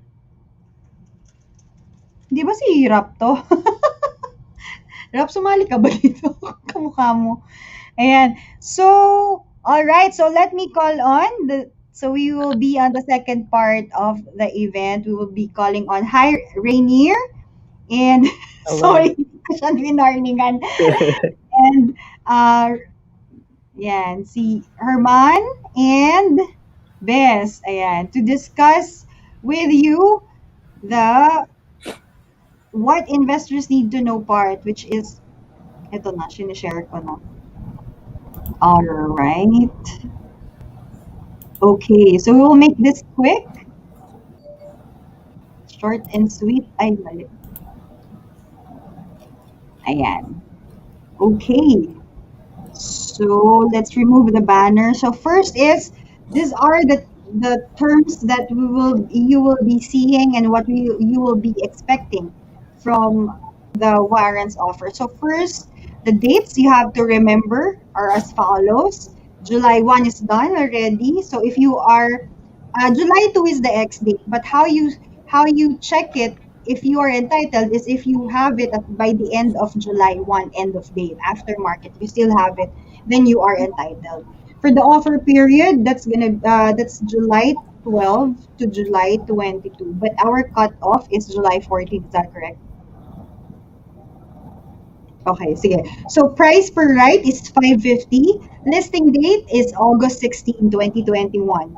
And then warrants exercise period will be from the first 2 trading days of each month starting August 2022. So by that, it means that it's August 2, 2022. Am I correct? August 1 and 2, yes. Yeah, First two August trading 1 days. and 2. All right. Assuming those are trading days. Ayan. So next slide, please, Bess. Ako. Alright, what's the deal? What's the deal? So for every 1.68 tech shares that you own, you have you're entitled to one stock rights offer. So you can buy one share of tech at 550. And along with that one share, you're also entitled to one bonus or free warrant. That is also equivalent to one share of tech when the exercise period for the warrant starts in August 2022. So who can avail? Those investors who own tech shares on July 1, 2021, end of day. So that was before the X date. So sila lang yung makakabili nung stock rights at 550 for the tech shares and will be able to get the bonus warrant. Okay. Next, sample scenario. So as mentioned by Bess a while ago. So sample scenario, Herman.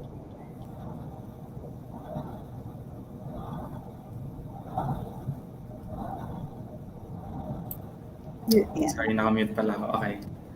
So, okay, for example, for the sample scenario, let's say a client has 16,800 tech shares by end of day of July 1. So, he will be entitled to subscribe to 10,000 stock rights offer of tech at 550 per share. So, that will be equivalent to an initial cash out of 55,000. So, yeah, so that's just 10,000 times 5.50. And then along with these 10,000 SRO shares that you subscribe to, may kasama siyang free detachable warrant na 10,000 tech warrants. And then also, meron kaming reminder here na you may request for more than 10K, but the excess is not guaranteed. I think na-discuss ni Miggy Veloso kanina from PNB na you can request beyond your entitlement, pero this is subject to allocation. So kung meron lang available supply, so doon lang mamimit yung request natin beyond our entitlement. So there, a calculator will be provided so you can see what applies for you. So, okay, so there. All right. So, Rainier, next slide. Okay, so at least this is a transition. Ako na to. So, ano ba yung warrants? Is this the first time that you're gonna encounter it? And maaresto ba kayo? Hindi po yun yung warrant of arrest. Iba po yun. So, this is a warrant.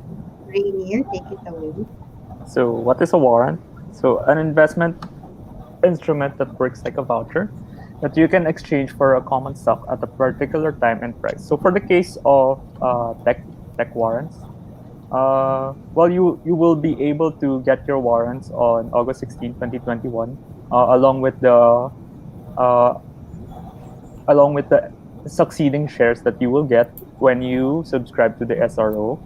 And then, so bali, it's a 1-to-1 ratio. So if you have 1,000 additional tech shares from the SRO, you will also have 1,000 tech warrants. So what makes it different? So tech warrant, the warrant is another stock that we can trade in the market, and it's similar to what we have now, the LRW or the LR warrants, and the MEG warrants, which is now expired. Kina, should I explain? All right. So next is things to remember. Back to Bess. Yes, things to remember. Cirtek warrants will be listed as Tech W on August 16 with a 0.00 average cost price for those who avail of the SRO.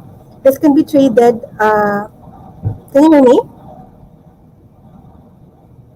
Okay, this can be traded as Tech W in the exchange until you exercise it to Tech common shares on August 2022 if you decide to do so.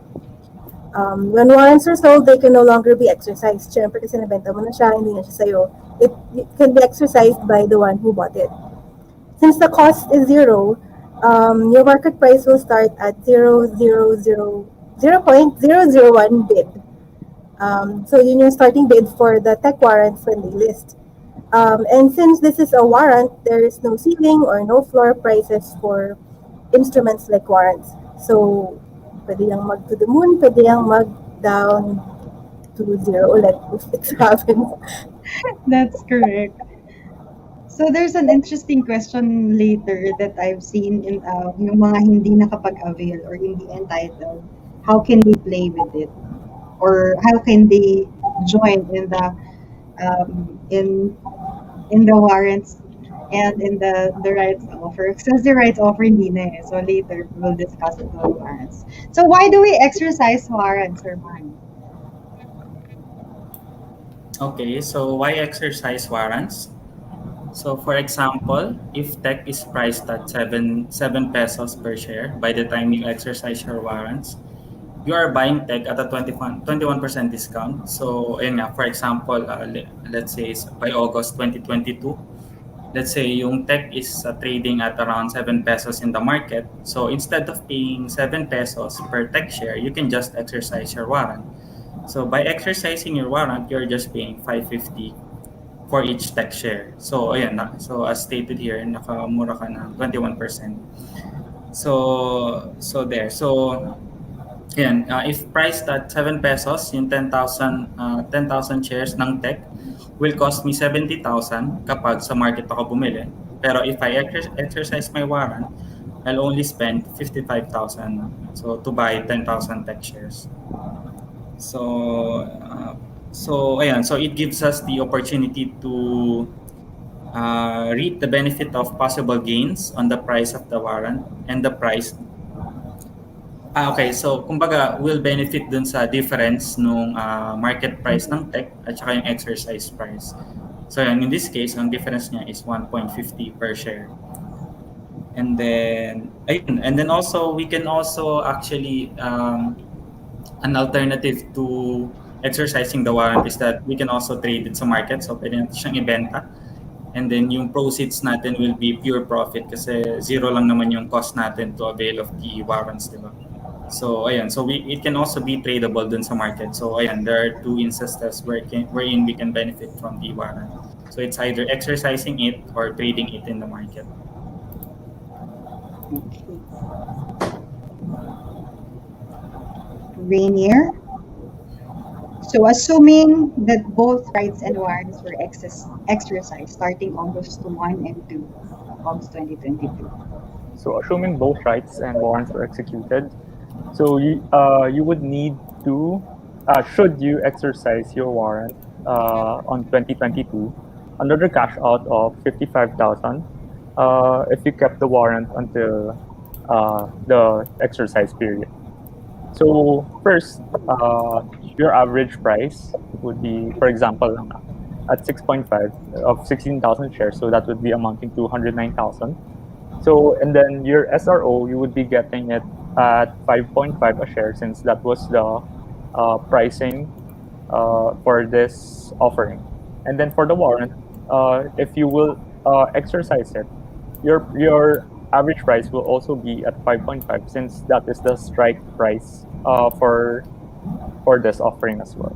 And then if you have again what was mentioned earlier, the SRO ratio with the warrant is 1:1. So overall, should you exercise it between the period of August 2022 to 2024, the average cost would be around 5.95 or 5.96. So assuming you held on the shares and exercised the warrants, you will have 36,800 tech shares by the end. And then later on, we will provide tech SRO calculation. Yeah, this was received by those who are entitled. If you see that presentation, you can actually click there and download it in your and have your own copy. Back to this. If from Tech W to Tech Shares, if you opt to use the warrants. Okay. Okay. This is a scenario if you opt to use the warrants. Um, so this is assuming that you held on to the warrants until August 2022, which is the first time or first time period that you can exercise this. You need to have an initial cash out of 55,000 pesos.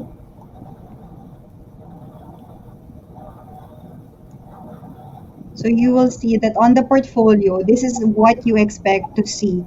So if you are availing of the rights, Pens, okay ka na? If you're availing of the rights, you will see Tech and Tech W. So Tech is for the rights offer that you availed, and then at the same time, you will also see Tech W. And then before the exercise, this Tech W will be removed and will now be all Tech shares. Okay, so matatanggal na yon. Pero if you opt to trade Tech W, syempre, pag binenta niyo na yan, hindi na rin siya you cannot exercise it. Yun. So that's the time you need another 55,000 for that example. So our verdict, Beth, can go ahead with the Yeah, verdict. just another additional information. Okay. The previous slide. This is also what it will look like, the one on the right. If you don't exercise the warrants and after the warrants expire, kasi after July 2024, you will no longer be able to exercise the warrant kasi hanggang dun lang yung exercise period niya. So, the one on the right will be what your portfolio looks like if you exercise the warrant. But if you just let it expire, hindi siya magta-36, magiging 26 pa rin yan. Okay, so parang wala nangyari, parang bula, ganun na lang, ganun na. Yes. Okay. So huwag kayo magtaka ha, pag nakalimutan nyo. Ang tagal pa There's yun. 2 years naman siya to exercise. 2 years mo siya sana na hindi mo makalimutan. So our verdict, Bess. Our verdict. If you read our short takes regularly, we recently sent out a few notes over 3 or 4 different short takes that we are recommending to subscribe to the Tech SRO if you are entitled. If you had Tech shares on July 1, 2021, you are entitled to the SRO, and we are recommending that you subscribe to the SRO to take advantage of the rights and the warrants that tech is offering. If you don't have funds to avail of the SRO, we also have different scenarios for you to choose from. All right. So next is Herman. Action plan if you don't have funds to avail of the SRO. Okay, so a common question then what if the client has no extra funds to avail of the SRO? So this is what we recommend. So first, we highly recommend subscription to the SRO. But if fund is a concern, you can sell all of your shares or a portion. So when? So there are two instances. Okay. Yung before, Yeah, yeah, correct. So ayan, for those ayun nga, if fund is a concern, you can sell all of your shares or a portion after X date. So I think yeah, you can sell some or all of your shares by today or until tomorrow to raise cash to fund your allocation. So ayun, kasi nga since entitled naman na tayo dun sa SRO, selling them will not remove our entitlement. So and we can opt to sell our tech shares so that we have money to avail of the SRO. So yeah, make sure that our funds are ready when my trade sends the subscription request. And then ayan, we reiterate that you may request more than your entitlement, but no guarantee on the excess of your entitlement. So the our request beyond our entitlement will be subject to available supply. So then, ayan. So may singit si Pia. Pia, what is it? Merong additional info si Pia. Yep. Basically, I believe that internally for Abacus, for my trade, and for other clients of Abacus as well, the deadline for the payment is the 14th, even though the offer period is until the 22nd. So if we follow this plan, I believe this was posted already a couple of days ago. Yes. So hopefully by then, nagawa natin yung plan. But if we do it by tomorrow, it might be too late to use the funds from there to actually purchase the shares, to actually exercise and pay for the shares. Yun lang. So, kailangan talagang pondohan. Yeah. And also, for educational purposes only, di ba na-mention kanina ni Herman na before? So yes, you can actually sell before the X date. So malilesen yung entitlement niyo of SRO. So that was he's supposed to say that a while ago. And then yung isang option is to sell it after. Yun. So for educational purposes only kasi tapos na siya. All right. So what will happen on July 2? So that this happened on July 2, 'di ba? Nagkaroon ng price dilution. But don't panic since price will be adjusted as expected. Due to dilution from SRO, target price of tech was downgraded to 8 pesos to 8.50 from the previous 10.68. It was also mentioned in the report that we published last, anong date niya to, Rainy? July, is it July? Ang liit ng icon eh. Basta if you click that, that's the report. I think that was July 2. July 2 din. Or July 1. July 1 or 2. I just also want to add na if you notice our target price for tech is 8 pesos to 8.50, which is still very far from its current price. So our recommendation is still to buy tech. And the recommendations on possibly selling some of your tech shares in order to fund your SRO is only if you don't have funds to avail of the SRO. Kasi we want you to avail of the stock rights. Not only for just for the opportunity of getting the stock rights shares, but also for the warrants. So if you have extra cash naman, you can, we recommend not to sell. Huwag mo nang bawasan. Ang saya kayang makita na Yes. na bumaba yung average price. Okay, so Rainier, let's continue what to expect on August 16, So what do we 2021. expect Is the on listing date. listing date? So to those who have to those who subscribe, here is what you should expect. So if you still have your tech common shares, if you didn't sell them after the X date, so this is what you would get. So the tech, so initially your 16,800 shares plus the 10,000 shares. So you would have a total of 26,800 and with an average price of 6.13, which is basically 6.5 plus 5.5. But you have to wait it out because the 6.5 is at 16,800, then the 10,000 is 5.5. So basically that's the average. And then you would also see in your portfolio that you would have a tech warrant of 10,000 shares, which is again similar to the SRO, uh, of, well, since it's free, the average price is zero. Okay. So continue lang. We will have the Q&A. So as a summary, Bess? Okay, summary. We recommend to subscribe to the SRO. Short takes published that clients may raise funds to avail of the SRO by selling partially on post X date, which is where we are now, to get their full allocation plus raise some cash. The 550 price is inclusive of the rights and warrants, and the other 550 will only be needed when warrants will be exercised. So the 550 that you have to pay by, or you have to make available in your MyTrade account by July 14, is only for the stock rights offering.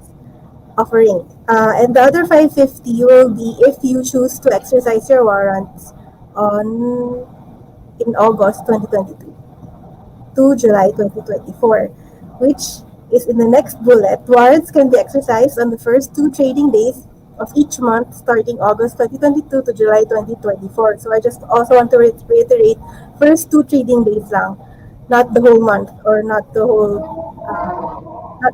month of each of those months in that time period.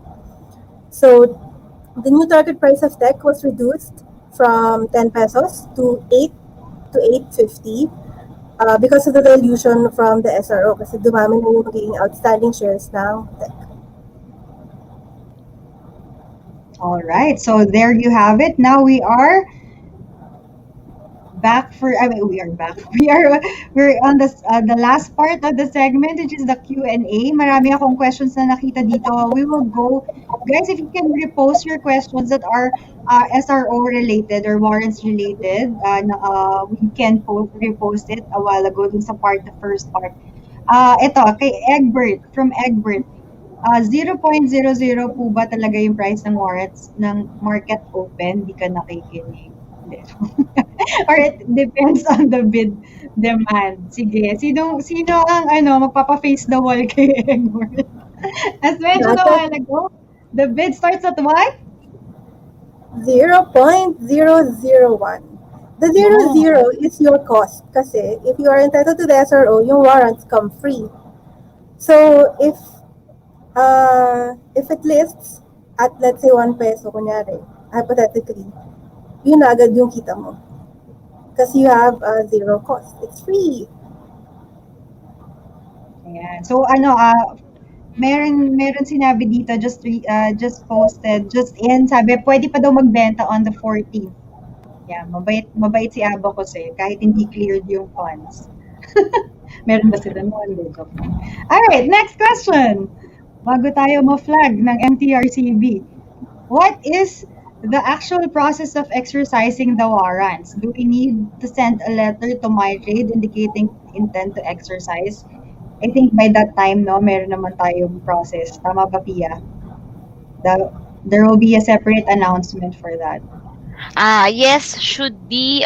There's really a process involved, pero I would suggest to call yung operations natin para they can directly understand how it goes. But basically, as a gist lang ha, kasi they'll be holding warrants and then when they exercise, the warrants kasi it's in scriptless form kasi it's rated, di ba, on the PSCI, on the PSE, and then when they want to exercise, that has to be converted into certificated warrants, and that warrant will be the one that's going to be canceled Tapos, this process kasi has to go through our operations department as well as the warrants registrar, which is BDO trust, for this particular issue. So may costs involved yan, but I don't believe it's high. It's well, it's everything's ano, relative, but Minimum. it shouldn't be high. Oo. Tapos yun. So may processing involved lang. I'm not sure as to the number of days that happens for that processing to happen. So it's best really to get the answer from our operations department, and as well as get guidance from the registrar, warrants registrar. Okay. Thank you. Any additional? This one's from CEO Mel Finance Channel. One avail of the SRO but hindi na siya umabot dun sa X date. Siyempre, hindi possible. But I think he can buy warrants, right? On the listing day. Is that correct? Yes, that is correct. Mm-mm. Okay. So, meron ako 1,000 na GCP. Hindi, joke. So if you want to get involved with the with deck, you can actually buy or bid during the listing day for warrants, and also you can buy deck. If you, because we have a target price for that naman, 'di ba? So you can still buy it. But if you want to parang gusto mo sumama doon sa nangyayari, since hindi ka nakapag-avail ng rights, pwede kang mag-bid sa warrants. So you can exercise it but by that time. So napipicture nyo na ba guys kung ano yung what will you expect in the listing day? Okay. Nice question. Answer this. Do warrants have a target price?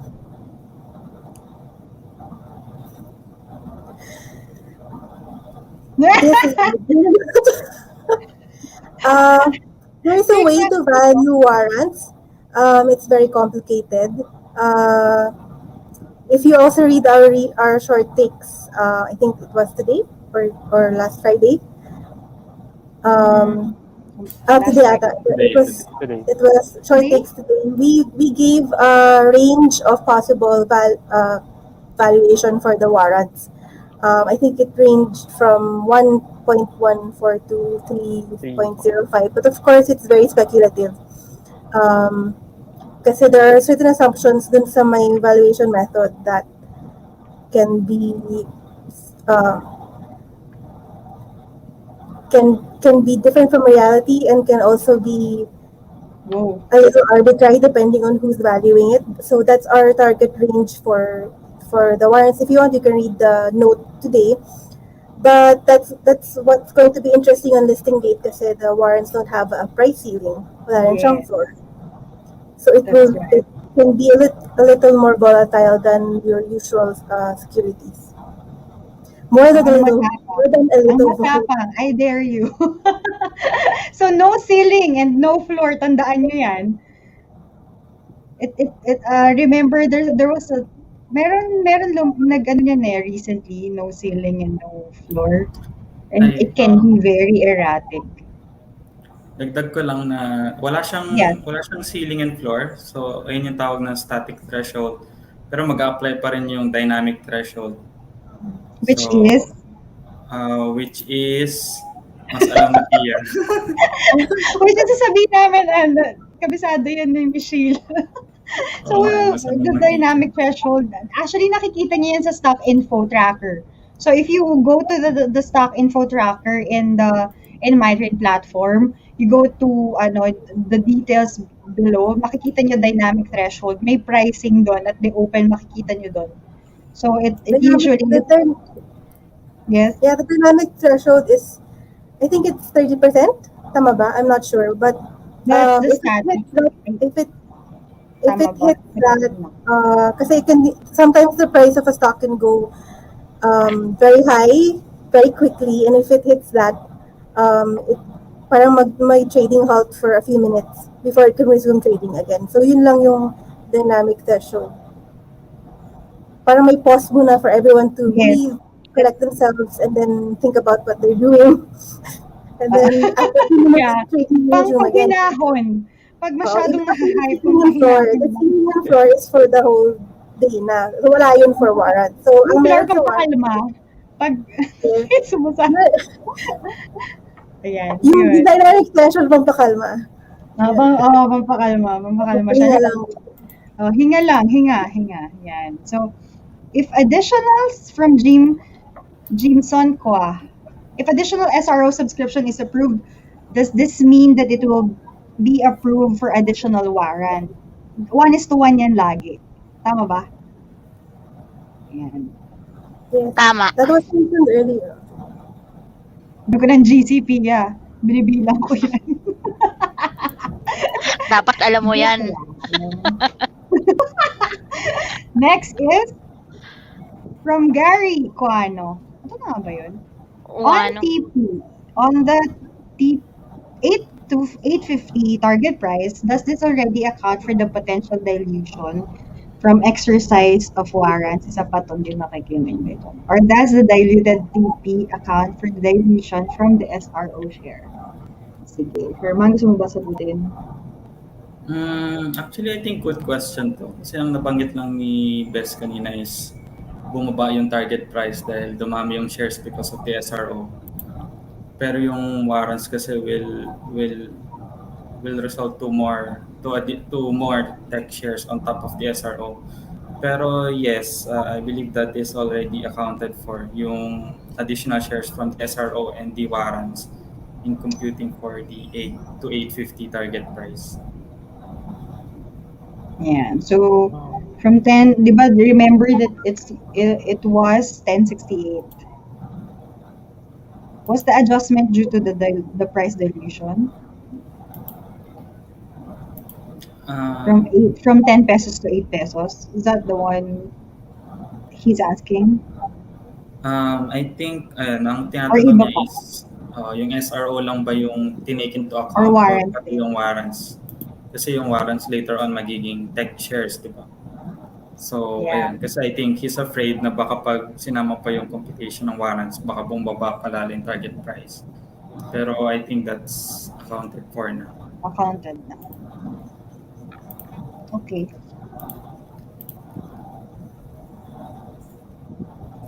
What happens if you hold the warrants until 2024? If you did not exercise it, yun nga, mawawala siya ng parang bula. So, either you sell it or you exercise it.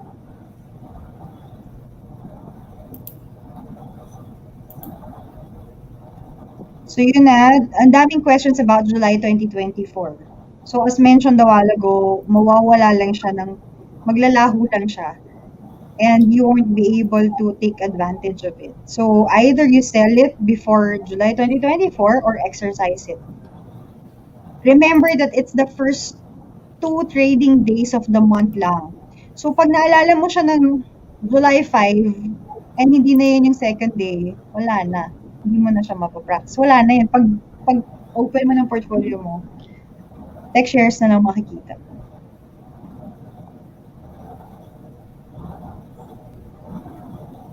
Yeah, thank you for staying with us. It's been the longest the longest online event that we had, but I think you guys are really concerned of, these things are very confusing. Even me personally, when we were doing all of this, ang daming confusion. So we understand that you have to ask questions. So don't hesitate. There's no question naman na don't be shy in asking questions.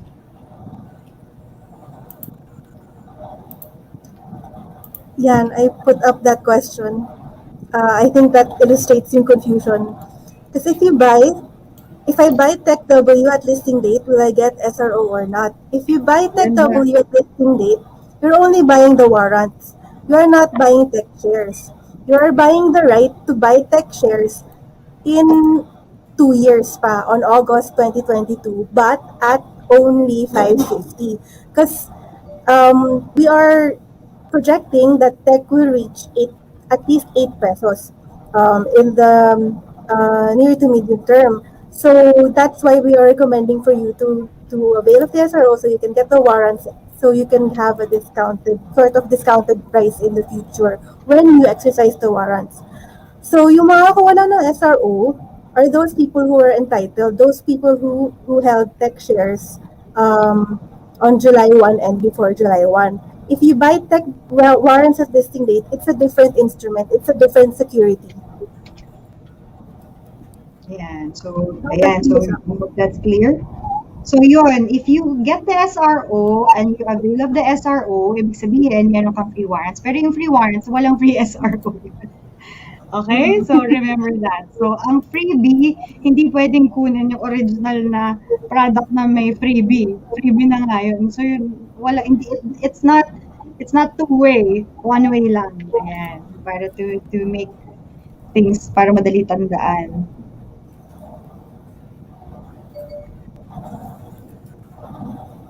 Okay, any more questions? Why is the deadline on the 14th? And the period is until 2022. Kasi there are parts na kailangan pang i-process. That's right, Pia. Pia will answer bakit 14. Sige, I will try to answer this one. But basically kasi the PDTC requires pay kasi if it's through the what do you call this? Nawala tuloy ako. Sorry, nag-message si Sir Paul. Okay. Why is deadline of funding on the 14th if offer period is until the 22nd? Okay. So the answer is the PDTC kasi requires the payment of the trading participants to be in by the 19th.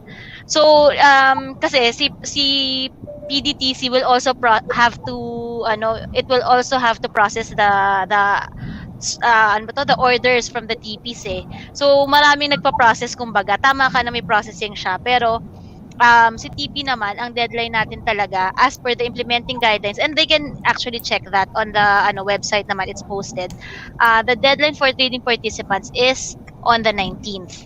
So tayo naman internally, we're asking clients to have the funds available already on the 14th para may time din tayo to actually prepare the funds prior to our actual submission to to PDTC or payment to PDTC.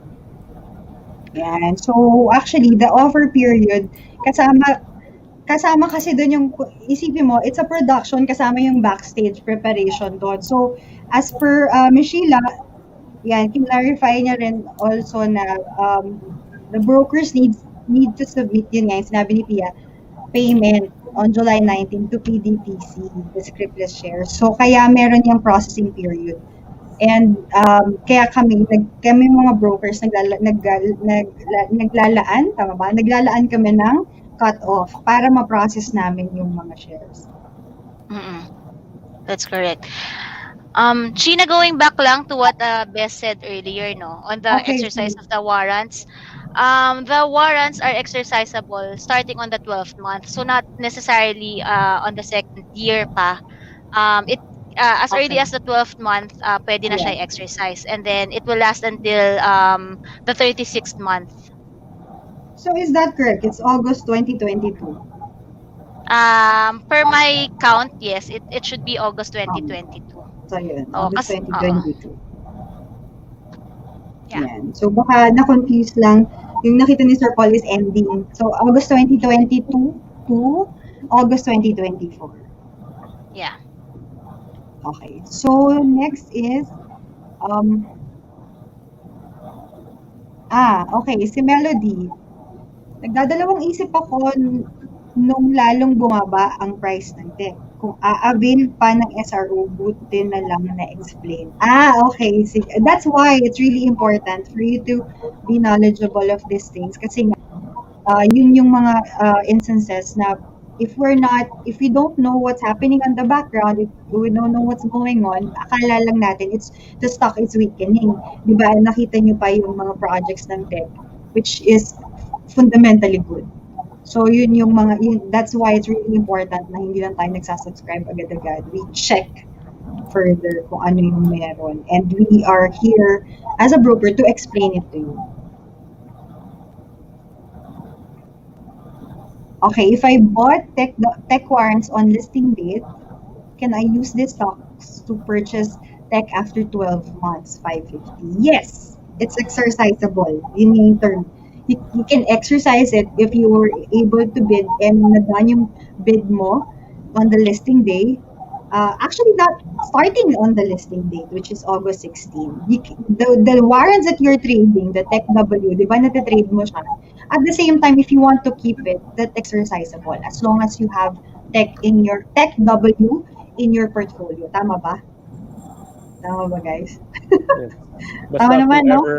Basta whoever has the tech double. Yeah, whoever has it has the warrant. Pwede kang mag-exercise nun.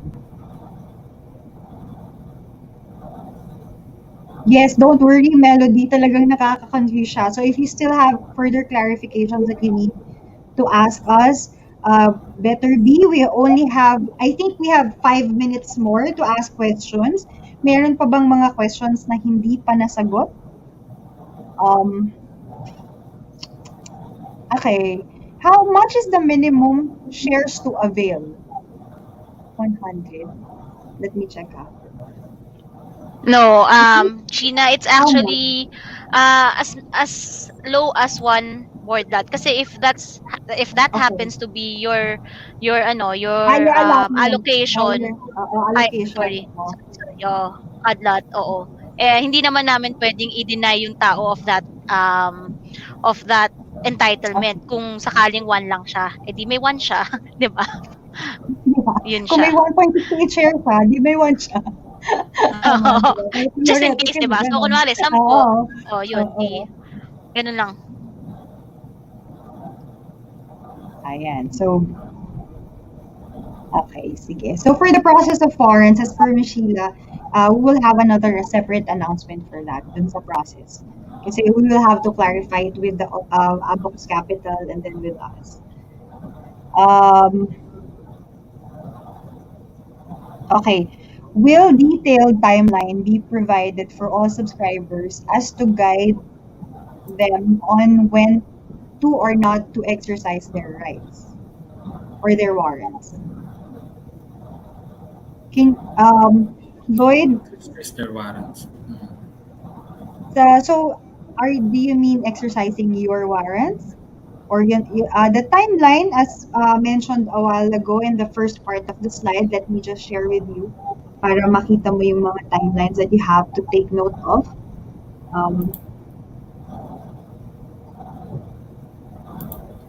Sige, ito na lang. Yung summary na lang. So, as a summary, nakita natin that you have, if you want, you can avail of the SRO until 14th. So, if you have not submitted yet the request that we sent you to answer, if you haven't answered that, please answer until the 14th.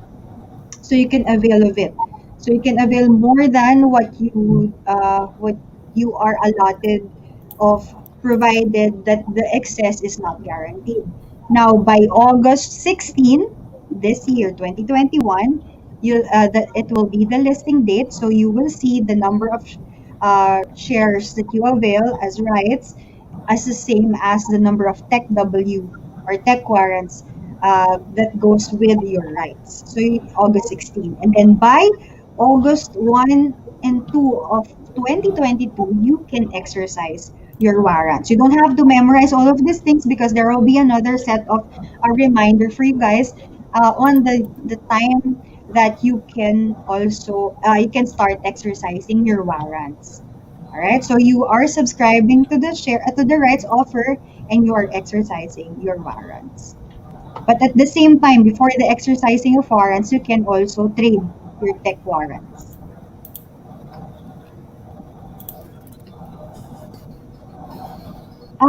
Pia, do you know this another question na pinaulit-ulit sa akin, yung dalawang US carriers that tech is supplying? Can we Unfortunately kasi they're bound by NDA, pero siguro ilan lang naman yung US carriers na yan. So sabihin mo yung top US carriers, yun na yun. Oh, yun na yun. But hindi kasi pwedeng sabihin. Google mo na lang. Remind po ba kami ni MyTrade na pwede namin i-exercise? Yes, of course, we will do that by the time comes. How to exercise warrants will also be included, the time being that you are already um, you can already exercise it. You can already exercise it. So by that time, we will send you instructions on how to, and the procedure together with the minimal cost in the exercising of the warrants. After the listing date, will it have flooring and ceiling the next day? Actually, as per, I'll double check, pero alam ko wala. Hindi siya Ah, magkakaroon. Tama ba? go Would ahead, you Bes. Kaya lang babalikan would ko you lang. Ako, sige. For the rights, meron, it will still follow yung normal na ceiling and floor natin. But for the warrants, yun yung wala. Yeah, for warrants, sorry. For warrants will never have a ceiling and a floor. So, good luck, guys. Patibayan ng loob. Nagsikmura. May 2 years naman. Oo. Kung ito-trade nila, so dapat hindi sila tumingin. If ayaw nilang i-trade, huwag nilang tignan. Kasi remember that it's still the same as 550 pa rin naman yan. Yung worth will never change. It's ibang usapan kapag iti-trade mo siya. So just remember that na yun yung ano. Alright, so according to Michelle, warrants have no static threshold, no ceiling and floor at any given time of trading. However, it's still subject to the dynamic threshold. Ayan. So makikita nyo rin yan sa stock info tracker na blank yung ceiling and floor price. Yan, you don't have to memorize that also. Last 3 questions. Sabi ni Mark, thank you, parang crypto. Wala lang, natawa lang ako sa comment. Okay, as per Renz, Rambag, ano po ba difference if i-trade mo yung warrants during listing day and if exercise mo siya? Okay, Rainier wants to answer. Okay, so just to clarify, these are 2 separate things, no? In trading, bali, you treat the warrants as a stock talaga. So it's like tech, but on listing day, it's gonna be a stock itself, tech W. So you can trade it. So if you have it, you can sell it like a normal stock. If you don't have it, you can buy it.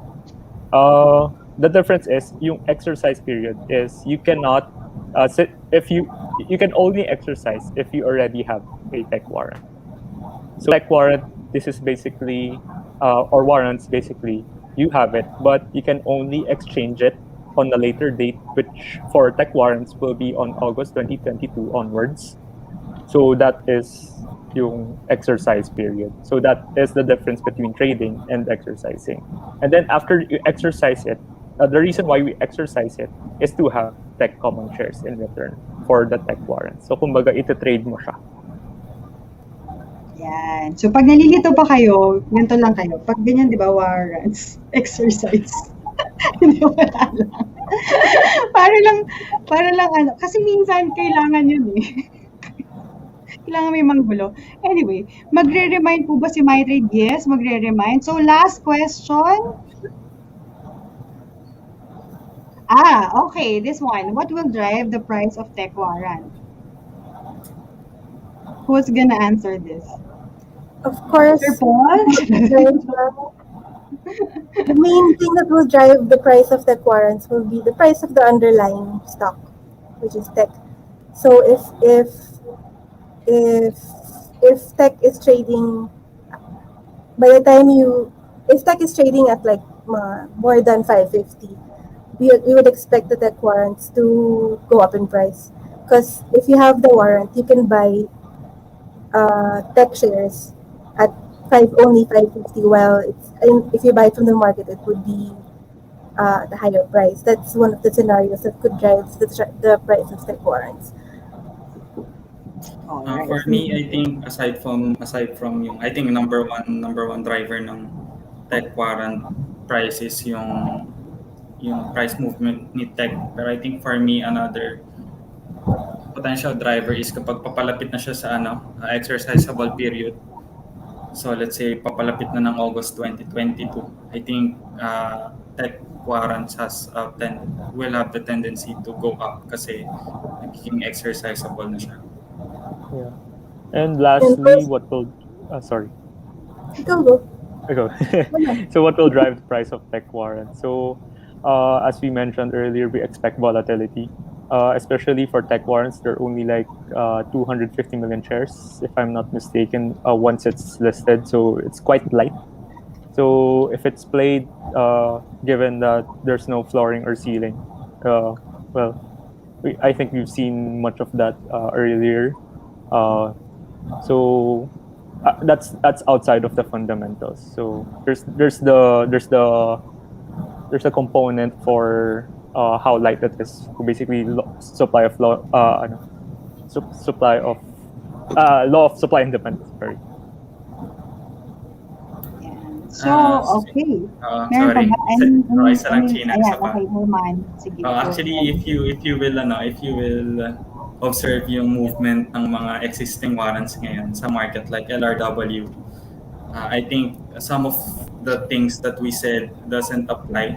Katulad nung sa sinabi ni Bes na kapag the price of the underlying, let's say for example si Tech, if Tech is trading at higher than is trading higher than 550, tech warrant should follow, no? Pero if you look at LRW, ang exercise price niya is around I think mga 13 to 15 if I'm not mistaken. And si LR mismo is hindi naman umaakyat ng ganung price, pero dahil kahit ganon si LRW volatile talaga yung galaw niya. So kumbaga kahit hindi siya exercisable, sobrang volatile ng galaw niya. So I think si LRW, yung mga warrants sa whole parang hindi siya masyadong kumbaga hindi siya masyadong governed by fundamental aspects. So ayun, medyo mas prone siya to volatility kasi nga walang ceiling and floor. So ayun nga. So ayun, I think all of us can get some insights by observing yung mga existing warrants kung paano sila gumalaw. Mientras sabihan mong ingat, lalong sumisigi ang mga Alright, so are we gonna answer another question or that's it? Okay na? For those who are unanswered, we will just answer directly your comments, pero we'll see if there's another one. Tignan natin yung time is 6:41. It's almost lunch. It's almost dinner. So we'll end up this session. I hope that you learn. If you are still confused, rewind this because you can rewind it, and you can verify and then take note of those confusing items sa SRO and warrants na nangyari sa tech. All right. So if you want to hit us an email, just please do so. We will glad to also reply to that. If as a reminder, so deadline is July 14. If you want to avail of it, if you want to avail more, just please let us know ahead of time.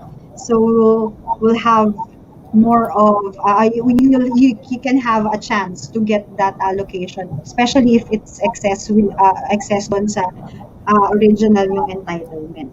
All right, so thank you so much, and I hope you have a good evening, everyone. Thank you for staying with us, and this is not the last time that we will be discussing things like this with you. We know what confuses you, and we will try our best to let you know and to clarify things for you. All right? With that, thank you so much and have a good evening. Bye. Wait, Gina, Yes, wait. Yes, Tia. Closing remark lang. Closing remarks meron pa from the tayong Abacus audience. Capital. Sige. Good lang. Alright. Simple lang naman. Since we are the the lead, one of the two lead underwriters for this deal, and as one of the two joint issue managers. So I would just like to relay also what the issuer was looking at when they were actually structuring this thing, no? Oh, that's good. Um, Oo. Hindi kasi si Cirtek kasi the issuer itself, their point of view is really kasi if people see this structure, 'di ba? Meron tayong for every 1.68 entitlement rights na yung ratio mo of nawawala na ako. Yung common shares mo na makukuha mo when you exercise your rights at 1.68 na entitlement ratio, you get 1:1 bonus detachable warrants, right? So parang it's too good to be true for some people. But why is the company doing this? So basically kasi they really want the investing public to hold on to the shares.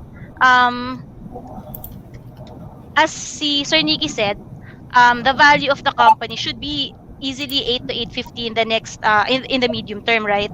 So at 550 price for the exercise, we are parang they're telling the indication for that is to tell the people that hold on to your share, hold on to your warrants, hold on to the shares that you subscribe during this offering, and then eventually when once you exercise kunwari the warrants and then you have more shares, you'll actually eventually have more value for the money that you invested during the rights offer, and it gives parang on the side of the issuer naman, parang they got the trust of the investing public naman by offering this to them. So yun. Alright. So that's the So, main narinig mo objective ba of yung the issuer. narinig? Kasi may question. Si Sir Paul to. Okay, ayan. Okay. Hi, Sir Paul. Sir, Sir Paul, you can mute first the YouTube and then,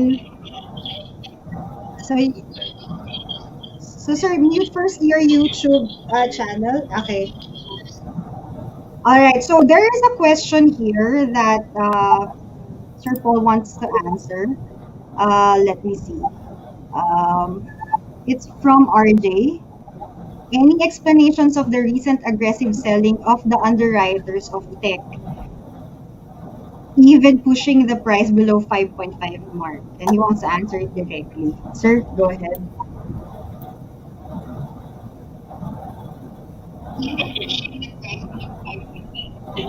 Yes, sir. I can hear you. Can you hear him, guys?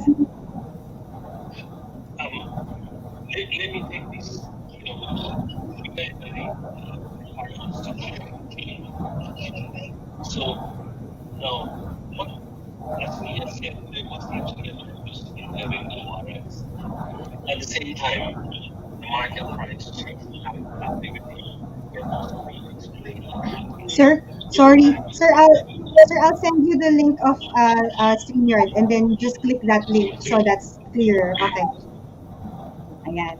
So, ganyan ka-hands-on si Sir Paul. Tingnan nyo naman, napaka-spoil nyo.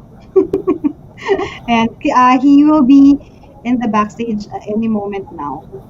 Siya na rin ang magka-closing remarks. RJ, andyan ka pa ba? Wait for the RJ, answer. are you there? Make sure you're there.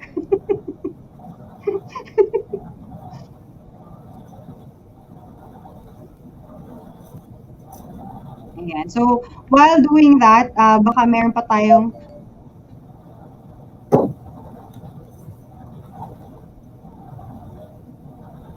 Ayan. I'm just waiting for Sir Paul to click the StreamYard and just open kahit yung mic mo lang, sir. I'm instructing him dito sa online. Yan. Kahit yung mo lang, yung audio mo, so it can be. Ayan, yan na si sir. Hello, sir. Okay. All right. I'm in, right? RJ, I hope you're here. That's okay. Can you hear me? Yes, sir. Yes, sir. Okay. Okay. There's. Sir, you Yeah. can mute first the YouTube channel, the one that you're watching. No, so, I don't have YouTube. That's your. Okay, That's your Facebook. Facebook. Are you Sige. using Facebook? Yeah, sir. Mute that Oh, first. Okay. So Sige, you can that's you me. can exit that first. Yeah. That's muted na. Okay. We're coming in towards the last part of the Q&A and everything. I wanted to come in and explain two things. Number one, one of the questions that was brought was why were the customers of Abacus, to be specific, aggressive selling the stock? No, actually, you have clients who think differently. There are clients who are sellers and there are clients that are buyer. But in the normal course of an SRO, as long as the price is quite close, and like we were like six something, and the SRO price was 550. When it became X, it's very natural for people to sell their six, because and then they they intend to buy at the 550. So ika nga they don't have the money or they don't want to increase their position. Now, there are some logical reason for that, and kanya-kanya kasi pag-iisip yan eh. But usually, one has to understand in an SRO, what are you buying? No, you're really buying at 550. If you look at the pricing, I think it's just about the lowest price in the last few months, 5 6 months ago. 550 on the chart is the low, and so when that price was fixed, stock was doing is about six something. So it was meant to be an attractive price to enter. But then you have people who were holding apparently a decent size of tech and who didn't understand tech as you guys understood it today. No, so if you don't understand tech, you'll say, why do I want to buy so much? No, so ang ginawa nila is they then sell whatever they have, and then they intend to use that money to subscribe to the SRO. No, so I think in today's discussion, unfortunately, listed companies or companies that want to be listed cannot talk about how much money they will make in the year 2022 or 2023, because that's just a promise in the air. But then I've listened to what the Cirtek people have said, and if you believe the way we do believe, the price of tech and the value of the company will increase over time. Which then brings me to the other question of this warrant. Warrant is usually for 3 years, sometimes 5 years. The idea is not to be given the warrant on day one and then you will convert right away. It doesn't make sense. The whole purpose is you try and hold it. See, over time, the price of a stock should go up over time. In other words, if the company is good, the price should go up. And we are not a highly speculative company. Tech is in manufacturing. They actually are in the IT business. No, so you expect that in 3 years' time they should make more money than today. On a per share basis, the price of tech should naturally go up. How high and when is anybody's guess, di ba? Now, so if you think that way, then the idea is to keep the warrant until you think it's overpriced. The warrant's pricing is dependent on the underlying or the common stock. No, so if after listing tech goes up to 6 pesos or 7 pesos, then you're already in the money. If it's 6 pesos, you're making 50 centavos per warrant plus the underlying value of the warrant. The warrant has a value. Even if the warrant was issued to you with a strike price of 550, there is a value of a warrant, and so people come up with all kinds of formula to calculate. And I think Nikki, I don't know if Nikki has written about that. We were discussing value of that warrant yesterday. But I think I think the value of the warrant will be somewhere around 1 peso, maybe slightly lower, maybe higher. But that is the value of a warrant over 3 years. If you don't exercise it and you hold it until almost maturity, and the price of the stock just naturally progresses, without too much volatility, it should be around there. That is how much it should be higher. 550 plus 1 peso, the stock should be about 650. In reality, however, because the warrants is a low base issue, parang LRNR, LRW. LRW will move irrationally, no, because the underlying is lower than the warrant itself. No, so in this case, you can expect a lot of volatility. No, because there's not as many warrant shares in the market, and then mura. All you need is a punter to play it, and a good news that will move it dramatically higher. So if I was the person, I most probably try and hold it and see how the market goes on the warrant. Libre na money, it's free. So why be in a hurry to cash out, to cash in? No, I mean, so that's the view. Now, why did some sellers, we are never in control of our customers. Our customers decide if they want to buy, if they want to sell. We've got a bunch of customer who sold and then who even sold it lower than 550. But as you can see, it's holding in. And there's no artificial support going on. People who find 550 good price, they come buy, di ba? So we're not like, let's say, when ASEN did the SRO, ang layo ng SRO price niya, 2 something as against the underlying. In this case, when you are kind of close, any large selling that happens inevitably will push the price down. No, it's very normal. If you have a very liquid issue and there are people a lot of people are holding the position, the price tend to hold. So this may be a bargain, or this may not be. So we never know. I don't know where the price will be on August 16. I believe that's the listing date. No, am I correct, Pia? The listing August date is 16th. August 6 or August 16. 16. August 16th, sir. 16, sir. August 16.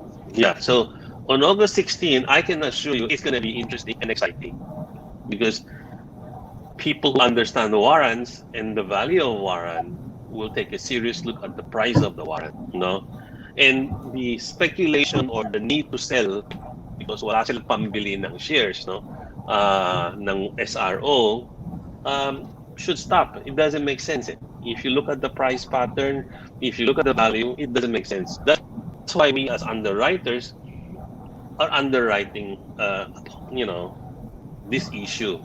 We actually believe in the company, So I don't know if that kind of explain the question that people have, So we can stop people from selling if all of our clients decide to sell it to 4 peso.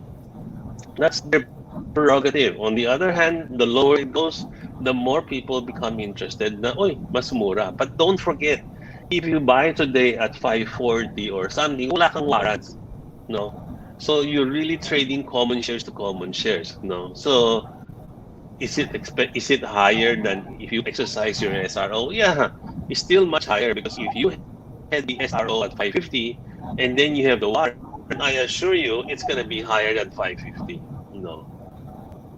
Substantially higher. I would tend to say. So this whole exercise we're doing today, we should have done before the X date, but the timetable was too tight, and so we couldn't really put everything together. But today's presentation was just as good because for people who own shares of tech, alam na ninyo what you are buying, what the company is making, and what are the prospects for the company.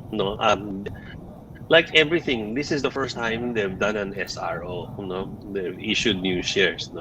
So we all go through this exercise. We, as underwriters, believe 550 is a very good price, and the warrant is a sweetener.